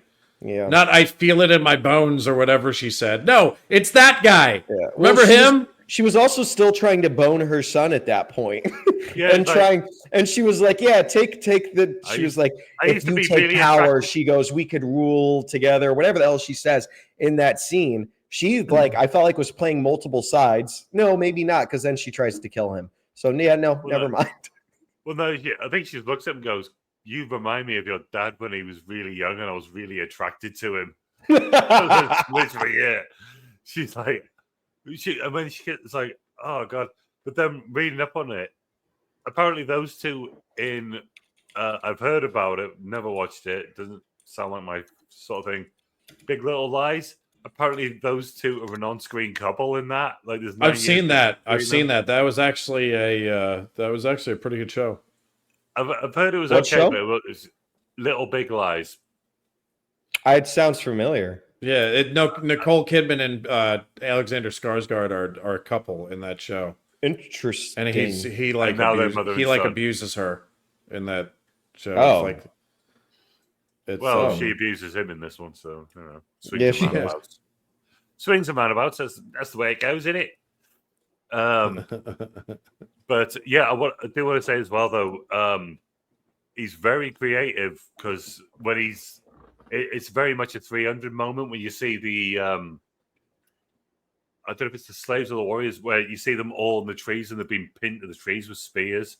Mm-hmm. And then you have that sort of, the very same sort of thing, but it's where his two mates were cut up into bits and then he started playing Tetris with them. And it turns out he's really bad at Tetris. He's like, mate, there's no lines there. You just remind me of something. And I really like this scene. I thought it was awesome. The undead, like 9-foot guy that he has to kill to get his sword. Oh yeah. So that was awesome. But at the end there, did you notice that like he defeats him, cuts his head off, and then he takes the head and kind of shoves it up his own ass? What? Yeah. Did you notice that? He does it. Yeah. He doesn't shove it up. He doesn't shove it up there, but he places it like right on his ass. Right. Yeah, he does. You know, I thought that was kind of funny, but all Wait, in all, what do you that scene mean? was So great. it looks like he shoved it in his ass? So like, you know, when he Yeah, finally it's like the defeats guy's him and falling cuts down his the head pole. off, Yeah. and then he takes the head, and then he sticks it puts between it- his legs straight into his booty hole. yeah, he rests it like right in between his butt cheeks. Yeah, that's crazy. I don't know what that was, but I did notice that, and I was like, I wonder if that was intentional.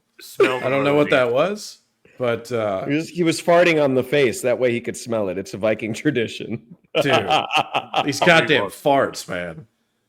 To think that I watched this movie and I think I'm going to learn something about Vikings, and all I'd learn is that they farted nonstop, even when they're undead. All they did was eat meat and drink beer. Of course, they farted. That's one thing I didn't like about that farm. All these that's essentially what it was. He had a farm. What were they growing? Like, I don't know. There was no crops. How were these people? They had That was slightly less- one. So one thing about this area, and I get that They might have just had cattle. They have cattle farms. Yeah, and they're also fucking still But you like don't see the Viking-esque cow. people. So something that I found was interesting No, was you see like, some of them. It's not a lot though. And maybe the Not cattle that wasn't many in there, people. wasn't a priority in their budget. They had 70 to 90 million. But yeah, Yeah, I was that's just thinking, low these days. he did shove the head in the ass. I can officially confirm. Oh, yeah. That's all right. We did it about 2 minutes ago. Yeah, sorry. I just had to see it.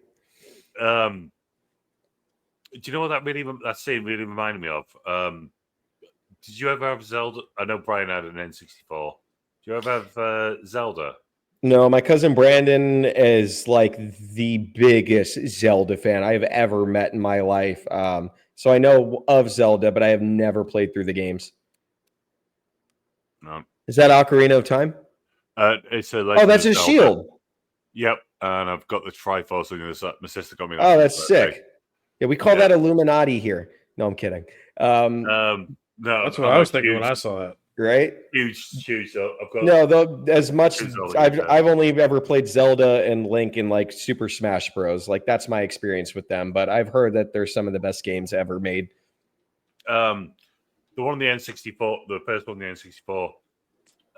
It just there's a fight on that. Sorry, this is total non sequitur. Then you fight a dark version of yourself called Darkling, and it just reminded me of that fight. Super reminded me of that. It's funny. I think you may have stepped away for a moment, but me and Brian, I was just bringing this up to Brian, but a lot of this movie felt like a video game to me. Like a very well-written video game. You have your RPG character that is slowly progressing in his campaign. He's getting new weapons. He's defeating a boss. And like, it felt very much so like that to me, which I loved. Step by step, he's got step by step, and it wasn't. And yeah, like he's exploring the area. You know, he's sneaking out of his hut at night and he's exploring the area. Like it was just so cool. The scene, I wonder if you found this funny or if it was cool, Brian, in particular. But when he's out there and he's getting ready to pull out the blade and he's hiding behind the hut and the dog is looking at him and he just looks at the dog. Did anyone think of the fucking Gladiator 2 scene? Where he yells at the dog? No, I didn't make that connection, man. I didn't mind it. I thought it was good because he's like, I assert dominance, like. And it didn't look ridiculous. Like Paul Mescal or whatever his name is. Paul Mescal, Mescal. His yelling at the baboon was a bit out there. That was good though, but at the same time, I'm like, I felt like those characters in that scene would have went around. Amleth has the power of the gods, so that dog is going to be scared he mind controls the dog later. Him and that little. He's right. Oh, him and the fox howling, and then the fox. The dog just starts attacking the uncle. Just goes full bore on him, and then the uncle has to bloody stab him, stab him to death. How about that scene with Anya Taylor-Joy when she's in a very uncomfortable predicament, and she's like, "Yeah, like you like this shit." Oh yeah, rubs it all in his face. Yeah, that was crazy. I mean, it's a great deterrent. It's a great defense mechanism. Yeah. It's Brian, you're not speaking. Well, I'm just thinking like she's, and correct me if I'm wrong into interpreting this, but I'm just thinking she's lucky that particular moment she was on her time. Yeah, right. Yeah. Do you know what? Unless she made a cut down there to. That's what I was wondering. Like, was that just perfect timing or what? I mean, but once again, like you said, Brian, the gods are on their side. Yeah. Do you know what I thought? This is no reflection on you. It's just maybe how my mind works. Is this allowed to be said? What you're about to say? Probably not. Okay, think very carefully. Not. Yeah, let's not then. Think very carefully of what you're about to say. Okay. I will appease the gods. I thought you were going to say she was very lucky that wasn't the sort of thing he would be into. Yeah, that's fair. Well, here's the thing: is he literally said it? He's like a little boy doesn't bother me. When that guy goes home, he's got pictures of Dracula on his wall. He's got vampire lore. He's like, bloodletting. Bloodletting. Yeah, he looked at her like a main course. Oh man, it worked. What she did worked, and kudos to her. I mean, like you said, Brian, she's so intelligent all the way throughout this film. I mean, she's got the witch mojo going on. Her and Amleth, she's probably the most intelligent character in the whole movie. Amleth is intelligent too. The problem I have is Nicole Kidman, her husband, the kids. Everybody else in this movie is a fucking dumbass. I don't think that think the uncle was dumb. I don't think he was dumb. Their son, I couldn't not wait for him to get done in. Yeah, agreed. He drove me nuts. That's the character that the director wants you to hate when he's filming these shots. It's like, all right, like Joffrey, not on the level of Joffrey from Game of Thrones, but he's like, I want you to hate this fucking character. Here's my thing that I don't think you should have made those characters that. I guess I could just say unintelligent, not witty, or whatever the fuck. Because this guy, the uncle, naive and brash. He's just a little spoiled brat he's never been told no. The only person who ever told no was his dad, and his dad barely ever says it. I'm not talking about him. I'm talking about all of them. They're all collectively dumb. But the thing that makes me think like they shouldn't be that dumb is the uncle. Listen, he may have lost his kingdom and they had to move to Iceland and start basically build another small community kingdom there. But in order to survive and get out of there and start somewhere new with most of your people intact, that takes some fucking intelligence. Yeah. So then when you get there and then everybody's dropping like flies, he doesn't know what the fuck to do. So he consults in a witch and his wife, who is dumb too. It makes Aimless revenge quest not as significant as it should be, in my opinion. That shit was. I don't know. But It's where we differ, Brian. The shit was epic. You should have made those characters smarter, because then it would be like, oh my god, this Aimless guy being told. So everything is unbelievable. Everything that they know is their seers for every generation tells them but here's what the is thing. going on. But here's the thing. I don't think it's just that. I don't think they're just buying into religion and that's all they know. They have to know. Like, this guy has to know how to run a fucking kingdom because he still has one. He doesn't have a kingdom. No. He has like a he still has his people area that is hidden away. But in the here's the thing. With here's like the thing. 20 people. Here's the thing. Like 20 people. Here's the thing. You don't think it takes some fucking intelligence to make sure all those people survive and move somewhere else? Yes. I mean, we don't celebrate George Washington for his wins. Fair. We celebrate George Washington for his losses and keeping his army intact. Because he lost a lot more than he won. But his army isn't intact. He has like a group of 20 to 30 people, I would say max, that are in this encampment, majority of which are slaves. The amount, all right, so no, realistically, let's call it 50, because he has a decent amount of like guards and stuff that he's hanging out with. But I think that the kingdom was a hell of a lot more than it was. Oh, it was. But to manage to survive that and stay alive and still have a band together afterwards, to live for another, 20 years? You don't do that by being a dumbass. Yeah, I'm gonna say I'm cutting him right now. You talk about George Washington. We Brits, we celebrate our fucking victories. So fuck that. You can have George Washington's losses. We celebrate our victories. 2-0 England to Germany. Fuck yeah. I gotta go pee. I'll be back. Okay. Sorry, I was not letting that lie. No way. Well, I wasn't saying that George Washington whipped you guys. No, I know. I was just, if you're gonna be patriotic, I was like, we celebrate our losses because we're American, y'all. It's like, you know what? We celebrate our fucking victories.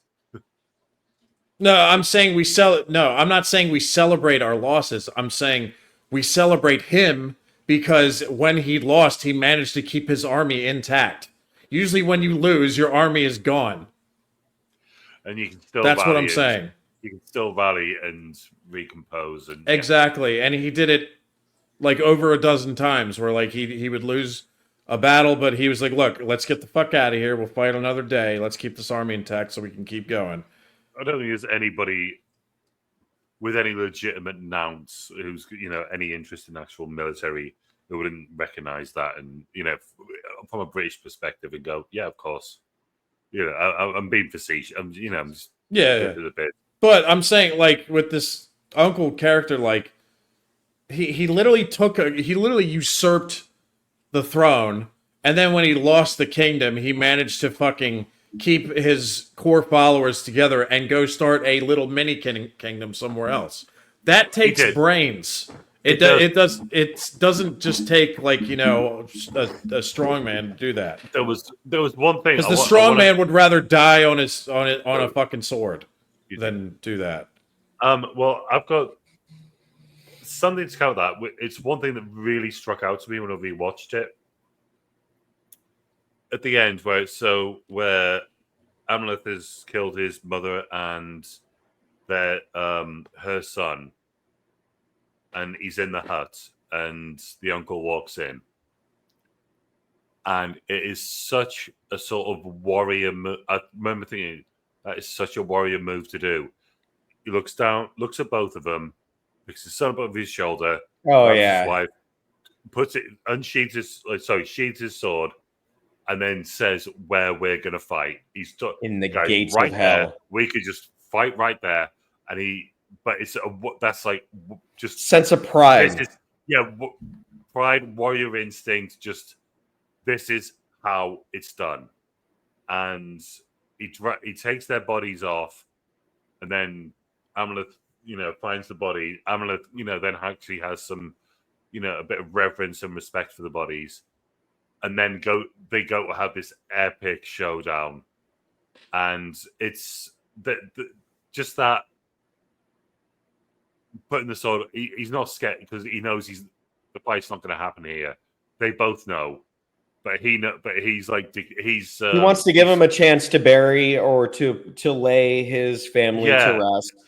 And you also know that Amaleth in that scene, he always swore, he doesn't want to kill women or children. And then that just happened. So it's a moment they're like, this shit has happened. And exactly like you said, it's that warrior instinct, time and place. See you there. Let's settle this shit. That's we both have. He's calling the motherfucker out. That's what he's doing. Yeah. He is calling his ass out. And we're having a Mexican standoff. Yeah. There's no. Oh, what you're not going to do now? There's none of that. There's no pretense to it. You, me, that fiery fucking mountain over there. It's going down, motherfucker. You with me?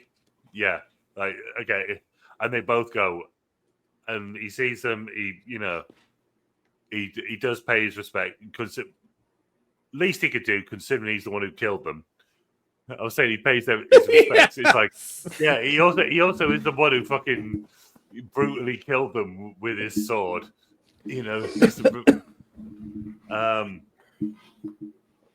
But yeah, and then come on, did you not get Revenge of the Sith?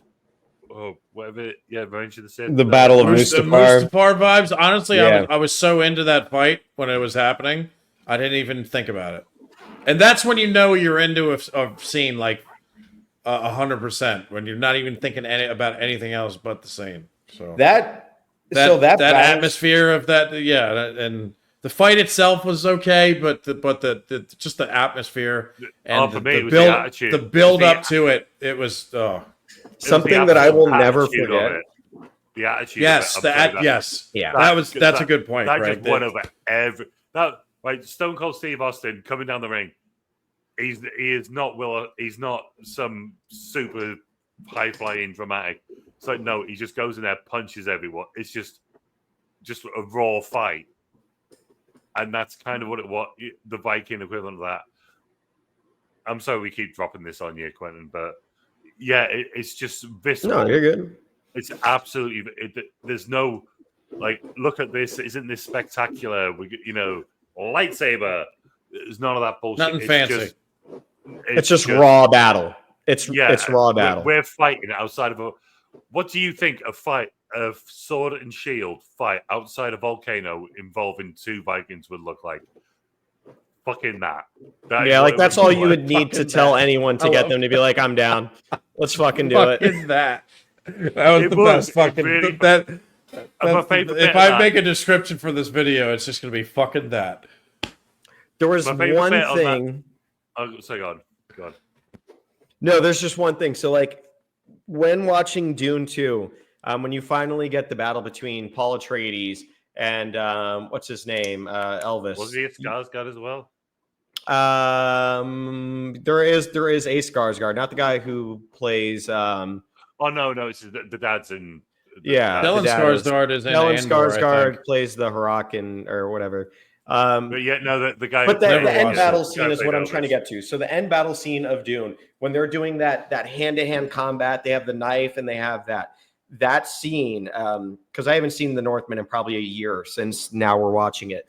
But I've seen Dune 2 since then. And something that I loved about the fight scene at the end of Dune 2, when they have that knife and hand-to-hand combat, the music, every sound in that entire shot completely stops. And all you're hearing, your heart is beating because you've been led up to this moment. And then there's nothing but them fighting. And all you're hearing are the grunts, little bit of grunts. You get the blades clinking, this, and that. This battle scene reminded me a lot of that. We had epic music during this fight scene. It was great music, but I just loved seeing two badass guys. By the way, the other actor, something Dane, I think was Klaus Bang or whatever the hell his name is, looked absolutely shredded too. And he probably looks around the same age as Alexander Skarsgard here. But when these two brutes were going at it, we felt every bit of that. You felt the hatred from both sides. And it took me, like Brian said, the attention is captured all the way through it. But one of my favorite choreographed scenes being Dune 2, I felt very similar to how both of these fight scenes made me feel. And it was just that epic raw battle that you're just kind of, it's leading up to this moment, you know, it's going to happen. And when it does, it's fucking sick. It's epic. And you get it. I love the final shot too. Yeah. Oh, let's get to that. Going into Valhalla. Well, let's get to the final shot of the battle, Brian, if you want to take it there. Final shot of the battle? Like how the battle is ended, you know, the fucking head and the sword in the chest, that classic, we killed each other. Right before we do, it's one of my two favorite things about that fight. The actual use of the shields, where they're not, because it's not just, you know, your typical swing, and then they were like really parrying and blocking. Like the choreography on that was, you just amazing. Don't see that all the time. Because it was. They usually drop the shields quick, yeah. And it was quite simplistic. But the fact that they would, like, when one takes a swing, the other one would just block it away. But then immediately switch. You know, it looked like a real sword and shield fight. Yeah. You know, and obviously they haven't. You know, they've been in fights. They haven't trained. Well, maybe the uncle has, but they're not trained. They have just been in fights, and it just looked like, you know, people with really quick reactions doing that. And it's this another thing. It's the smallest thing. Let's bring it up. When Amleth is walking backwards, and then the uncle, he steps. There's a little sort of like little river, if you like. Oh, when he steps over the lava. Over the lava. Yeah. I just thought. But he doesn't look down. Glad you saw that but too, he bro. Still steps. He still just like, instinct. It's a big step. Yeah. But he's no flinch. He doesn't take his eyes off him. And I just thought, that's fucking badass. That is literally, if you think about it, if like when he puts his foot down, if there's any loose rocks or anything like that, and his foot goes through, like, dude, his foot's going in lava. Like literally, the floor is lava, and he just steps over it. I thought, that's visually, I'm sure the director wanted that in, but it's so easy to miss. And I thought that was really fucking well executed. There's also the correlation between, you know, when Emmeth's father is, you know, being executed, he's on his knees, he's been stabbed multiple times, and he has his brother who's betrayed him, and he goes to cut his head off, and it was a slop job. He didn't get it, right? And he's hacking at his head. Finally, he gets it. And then you have this fucking one final swing where in Ameth against the uncle just goes, and it's the final scene that kills them both. But his arm comes across, and his head is cut clean off, man. I was it like established dominance. Like, yes, he still dies, but he shows that he's a warrior in that scene way more than his uncle. I don't know. Prior to that, when he said that, it's just we haven't mentioned it. And it's worth mentioning. They all leave on the boat. They were expecting the uncle's dead son to be on the boat, and they said, "Oh no, he left on his own boat." So those two sneak on. So they've killed everyone, escaped. They're getting on the boat, but then when he realizes she's pregnant after kissing her, the wound on her neck from where she was almost killed, and then that's when he reveals himself and has the fight in the daylight. So when the uncle's like just slicing everyone's throats, he gets to her, and that's when he reveals himself. When he kisses the scar on her neck, that's when he sees the family tree. He goes back into acid trip country. I never noticed that. He sees their two sons, and like that she's He doesn't see that until the end of the movie, though. No, he does when he 'cause that's when he kisses her neck, he sees it. I thought he didn't see the twins, like the two babies, until he was on the brink of death, and he sees that, and she goes, "It's okay." You will something to the effect of you will bear a king. Gotcha. Yeah. And that's when he gets on his knees, kisses her belly, and that's when he decides to. Like, I think you guys are thinking way too much about this, because I think he found out that she was pregnant and he said, "Yep, I'm out of here." Captain Quintano is giving this movie a 10. Yeah, I'm giving it a 10. I love this freaking movie. The first time I saw it in theaters, I liked Lighthouse a lot. I loved Witch, so I kind of knew the type of style I was going into. I'm a sucker for A24 movies, but it had felt like it has been years since I have gotten any good revenge tale. I'm a sucker for them. It's been so many years since I've had epic, since we've had Gladiators, since we've had The Last Samurai, a movie of this nature I felt like I hadn't seen in at least 10 years. This movie didn't have a crazy budget to work with. You just had a great director, a fantastic cast, and cast that didn't take a huge salary. They came on because they wanted to work with this director. It's a testament to who he is and who the films make. This movie starts off great. It fucking, the middle of the movie, I loved. It felt like I was a kid and I was watching this character evolve, not only in its power, but you had like this mythological aspect to the movie that I didn't expect personally when going into the movie, but I was all there for it because that's what you know to expect with A24. There's going to be some weird shit that happens throughout the movie. But I loved it. I thought the movie was epic. I thought the soundtrack was great. I was so happy to see an actor for, you know, who I've watched 9 seasons of in a movie, who I think is a shit actor. I finally get to see someone put him in a role where he puts in the work.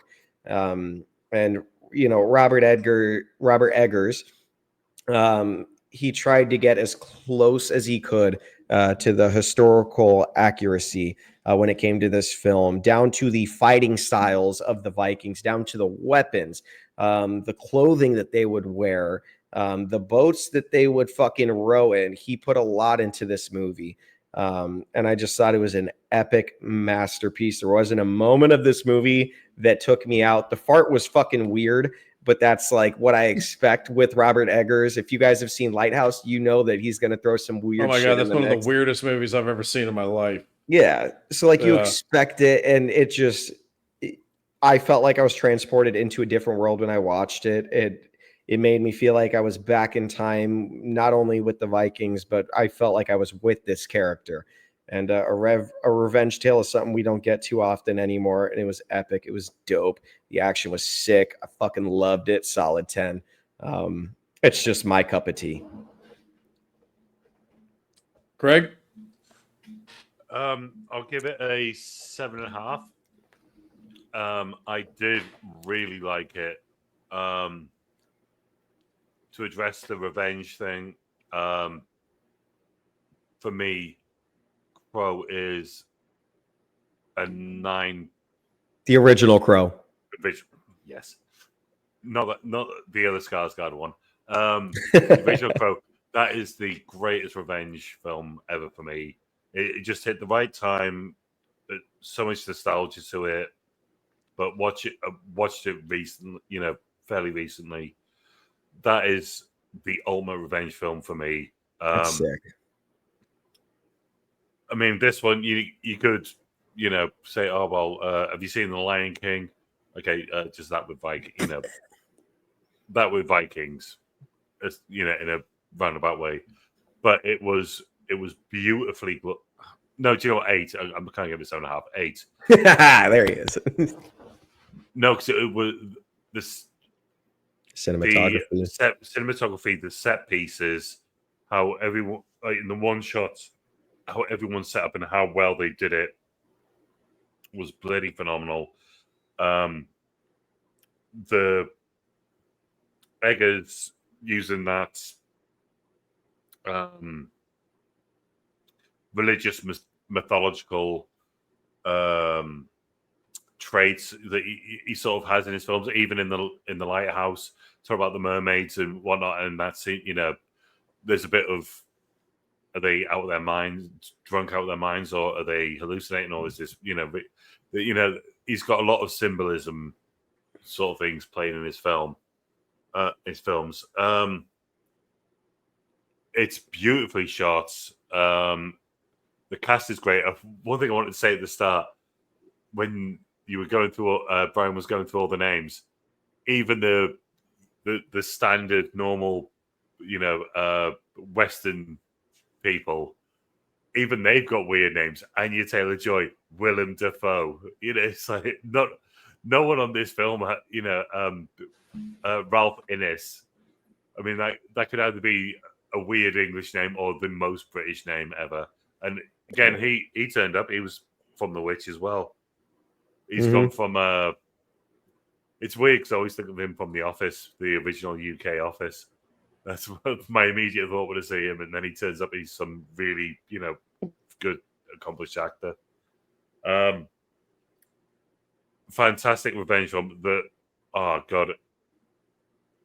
The story through it, especially to the end, with the two warriors going at it, having that, having two Vikings having a fight to the death on the, around the precipice of a volcano. That is about as fucking metal as you can get. That is so awesome. The attention to detail, freaking loved it.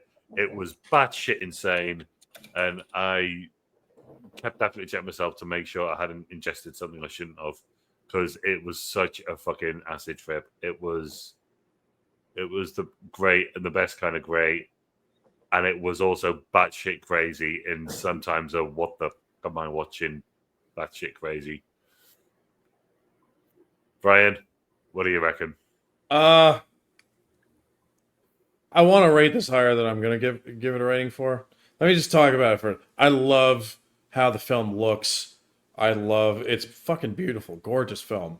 Even with all the blood and gore and death and all that. The cast is brilliant. The art direction is brilliant. I love the mythology stuff. That stuff was absolutely incredible. The way they went about doing it. The parts that really hinder me from rating this high is just the idiocy of the characters that Amleth and Anya Taylor-Joy go up against. It just really puts me off. Like the one guy just hits him with the wrong end of a spear 3 times. Hit him with the right side, and it's done. But cut the credits, movie over. Like shit like that. Or like, I can't pull the sword out, so I'm just going to throw it in the corner where he can get it later. Stuff like that. It just really drives me up the wall. And it really prevents me from taking, especially when it's supposed to be a serious, revenge film. But the people he's taking revenge on are being stupid.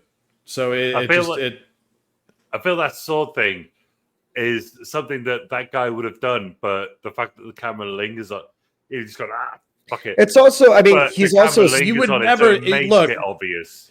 They know that sword was like the best sword that any of them have ever seen. They wouldn't just throw it in the fucking corner. It's stuff like that. It's crazy. And then of course, the whole Nicole Kidman. My son has returned and he's taking vengeance upon us. I don't believe you, woman. Well, I can feel it in my bones, and I've spoken to the god. No, he's the fucking big guy that showed up in town, and now all these people are dropping dead. It's him. It's him. Like stupid shit like that, man. It just so and give me a number. Forget the fart and the burp. Like shit like that was what if only really you could forget the fart and the burp. I know. I wish you could forget the fart and the burp. No, you don't, because we started this thing and you were like, I can't wait for you to talk about the fart and the burp. Because I knew it'd be funny. I just didn't know that it had ruined a good chunk of the movie for you. No, not a good chunk, like about 15 minutes. 15 minutes of some of the best scenes, in my opinion. Like when when his father is being decapitated, like that whole spiel that he gave. Like, I No, don't know. but there's another It's one. the setup Characters to the being movie. there's another one. Characters being fucking stupid. They I know. him and his group surround not just him but his son to both of them. They got the horses. They're circling them. They already put 3 arrows in him, and he tells the kid, "Run!" They're already circling him. He's already trapped, and then he just runs out, and none of them do anything about it. None of them go, "Hey." He had the gods on his side. You can't argue that. He I'm had the gonna take gods Not on yet. his side.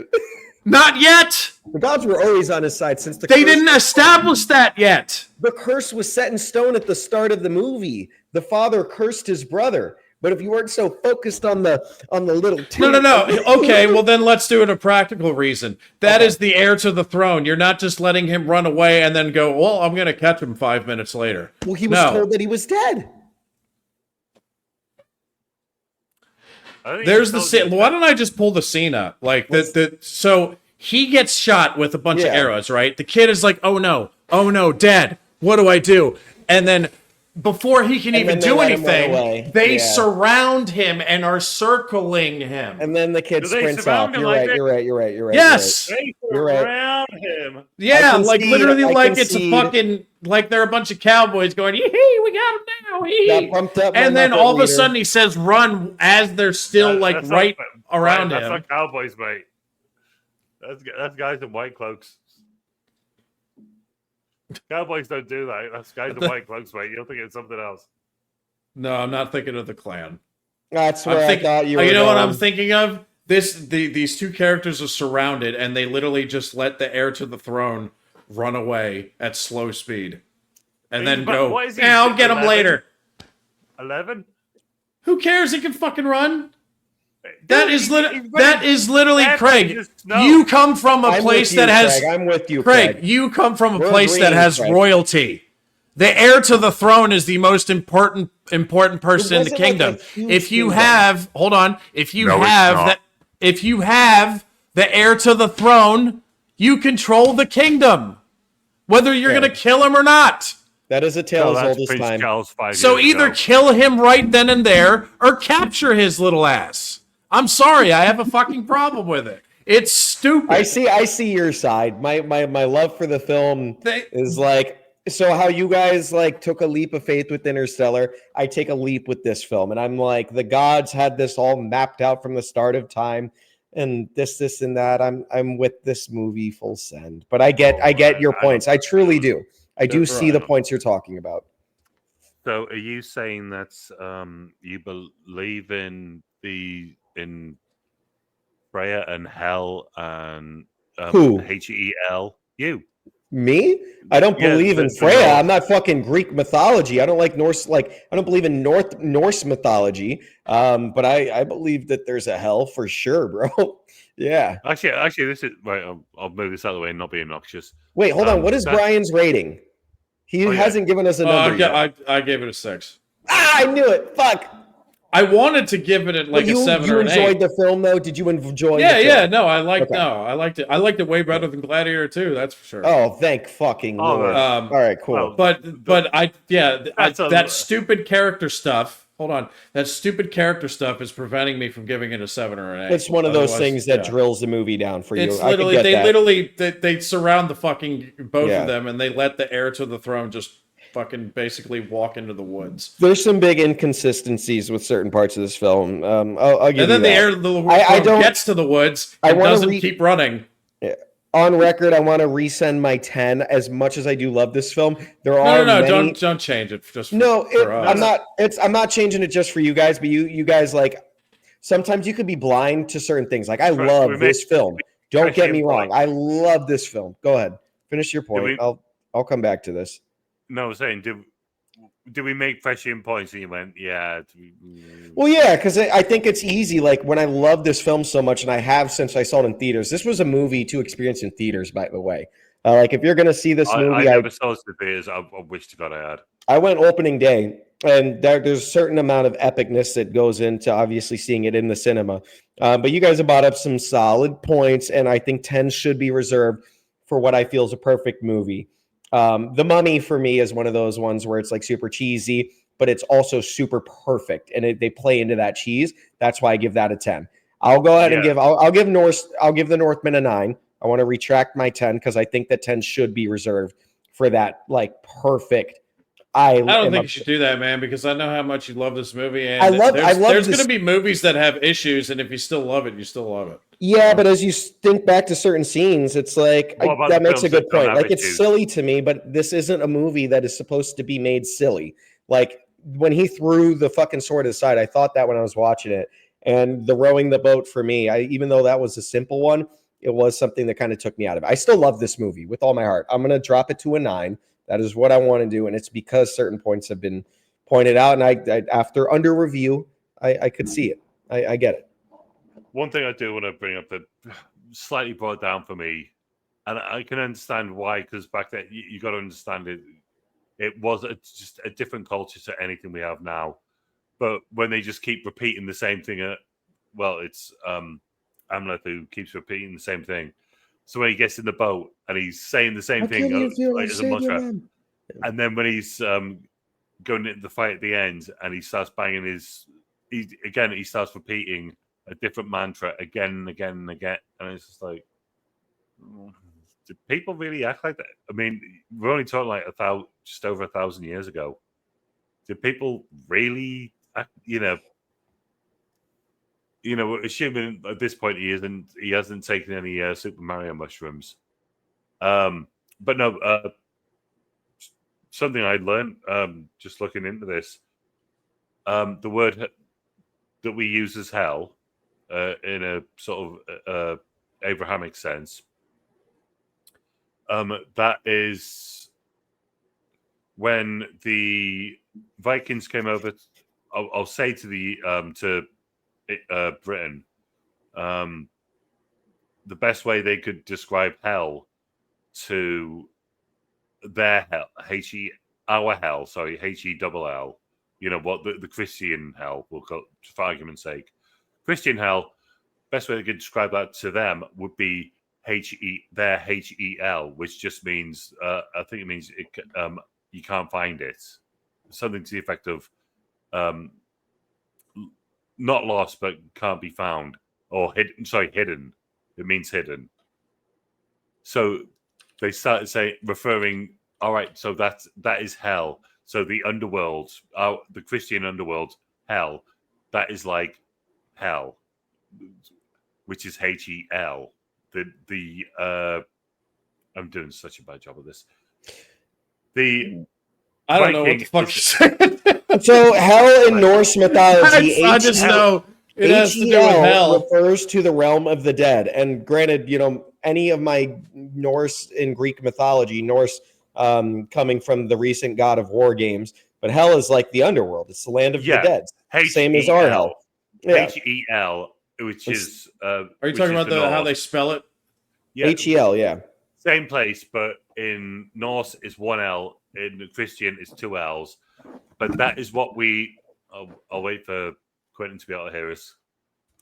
We need the Christian. There we go. He's back. So that is where our word for hell comes from. Because that was the best way to describe the underworld. We didn't call it hell then. It was the underworld, is where from Norse mythology. That's actually pretty sick. So it was. We told them it was hell, HEL, which then became our HELL. If we say our, as in Western Christian society. Yeah. But that's where I found that out. I did not know that. So I could have done that in 2 sentences if I was smart, but it took me about 20, and Brian's still confused. It's fucking no, I'm not. It took you 4 minutes to get there. Yeah, I know. I was here. I was in the driver's seat. It wasn't comfortable. I couldn't in the driver's seat. I couldn't articulate myself, mate. So I apologize to everyone who had to sit through that. Yeah, he had an address 3 streets down, and it took 15 minutes to get there. Holy fuck! Yeah, essentially, yeah. Muppet ratings. This is a tough one for me, man. This is tough. It depends on which way you want to go with it. Giving it a 5 on the Muppet. 5, okay. I could go 5 or 10, depending on how I'm rating this. A 10 on the Muppet meter? I forgot this film made me think I was on fucking acid or mushrooms. That if a film does that to me, and I'm like, what? I don't remember what the. Am I on mushrooms now, or was I on mushrooms when I first watched this? Because I didn't remember it, and it just sideswiped me. But it fits in with it. I'm going to give it a conservative 6 because some of the Muppetry in that, the fact that Olga and Amla fall in love practically overnight over nothing. He gave her that Viking dick. Well, didn't he also just like slaughter her fucking family pretty much? Or helped the Raiders slaughter her family? I didn't think about that. You know, that's I had a little bit of issue with that too, but I was like, you know what, fine. They live in a She's crazy also world. highly intelligent, and like she knows that this is her only fucking chance to get out of the hell that she is currently living in. You know? And also they go back and forth like when they want to make it seem dramatic. Because obviously you would assume that they're speaking in What is the Viking language? I'll just say it, Vikingese. They're speaking in Viking, Vikingese, but they're speaking in English. But when they want to make it dramatic, they'll actually say something in. I noticed that. Old Norse is the language. Yeah, in an old dialect.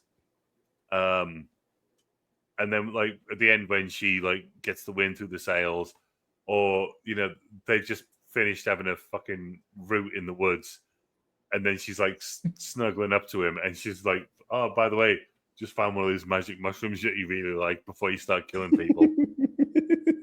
While I was on my back, I spotted this out of the corner of my eye. Wait, you think that she found the mushroom to give to him to eat before he went to go kill people? Well, no, I'm saying she found it while they were fucking. It was more. Yeah, that's how they poisoned all the guards to start tripping out. I thought that was a bit more like a bit more of a mood killer. He's maybe that was the butt plug. No, dude, he's giving it a best, and she's doing the fucking. I'm sorry, shopping. Brian. That's strike one. That's strike one for me. I apologize. No, that was fine. That was fine. Okay. She was lying on his back. He's doing his best, and she's like lying there taking it, and she's also doing the food shopping. She's like, "Oh, you're getting descriptive, Craig." I didn't say anything. I didn't say anything. We did get to see her butt. That was pretty cool. I'm just gonna say it. You almost saw her butthole too. I did. We did. I was like, "Is that?" I was like, "Let me turn down the brightness." Jesus Christ. Yeah. So yeah, Muppetry you rating. Tell your wife never watches this. No. Yeah. So the Muppetry rating, I give it about. With everything we just said about mushrooms, with everything I said, I got to give it like a 20. You know, 20 out of 100. Yeah. Oh, 20 out of 100. I always forget that we're out of 100. Yeah. So when I say 5, I mean 50. When Craig said 5, he meant 50, or you said 6. Yeah. Okay. I keep forgetting we go out of 100. What did you give it? A 20? Yeah. 20, yeah. Oh, that's fantastic. So mine's low then, yeah. Love that, dude. The fart? That didn't bump it up to 50 off the fart alone? What about the Gimp mask? No, because it's like... What about Gimp Defoe? Woof. Are you but I'm chalking that up to like, they're trying to establish like this is the weird shit that these Vikings did. It's true. So it didn't bother me. Yeah, they actually cut back on that. So the Vikings used to suck farts out of each other's butts as part of the... No, Brian. I can't Elon Musk you. Never mind. I can't even try. No, as soon as you said that, and Brian did that, I was just like, dude. Yeah. I am never going to be able to get him back. No, you probably will. I hope so. You probably will. Craig could do it too. Can this be on record? I was got for about 10 seconds. After rewatching that clip, you got me for about 10 seconds. before I started to be like, It's the fact Honestly, that I thought it was longer than it was, but then when I watched it back, I was like, pass it "Ah, off to me and say, "Oh, my face." I was like, "Mate, the whole time I was watching you," and that's why when it, I needed to deter my embarrassment, okay, Craig? And you were the closest human being to me, all the way across the screen. yeah, no. I'm up at Reader 20 though, huh? yeah, 20 out of 100. Dope. That's fire. For me, And the 20 was strictly because the characters that Almeth is going up against just get fucking dumber and dumber and dumber. He was a warrior, It's- though. I think His uncle was a think the warrior. husband I was gonna say his uncle isn't. All the other guys, they're just like when the son's crying about his best friends getting turned into a dartboard, and he snaps him out of it. He really takes control. He shows he's got that experience of leadership. He's got that leadership quality to him. And when he takes, he buries his kids and he says, "We will fight. This is the time. This is the place." And they do it on the side of a fucking volcano, which I'm not gonna lie, is 100% badass. And it's visually beautiful. It's for man points. It's like fucking hell. The only way you could top that is by putting a dinosaur in there. But it's like, how fucking mad can you get? That is absolutely class. But it was great rewatching it, and yeah, Anya Taylor-Joy is the sexy alien that never disappoints. Facts. Well, I think that about wraps it up for us.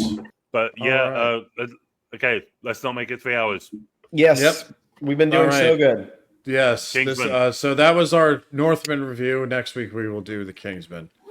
And good critic, bad critic. We are out of here. Anything else, guys?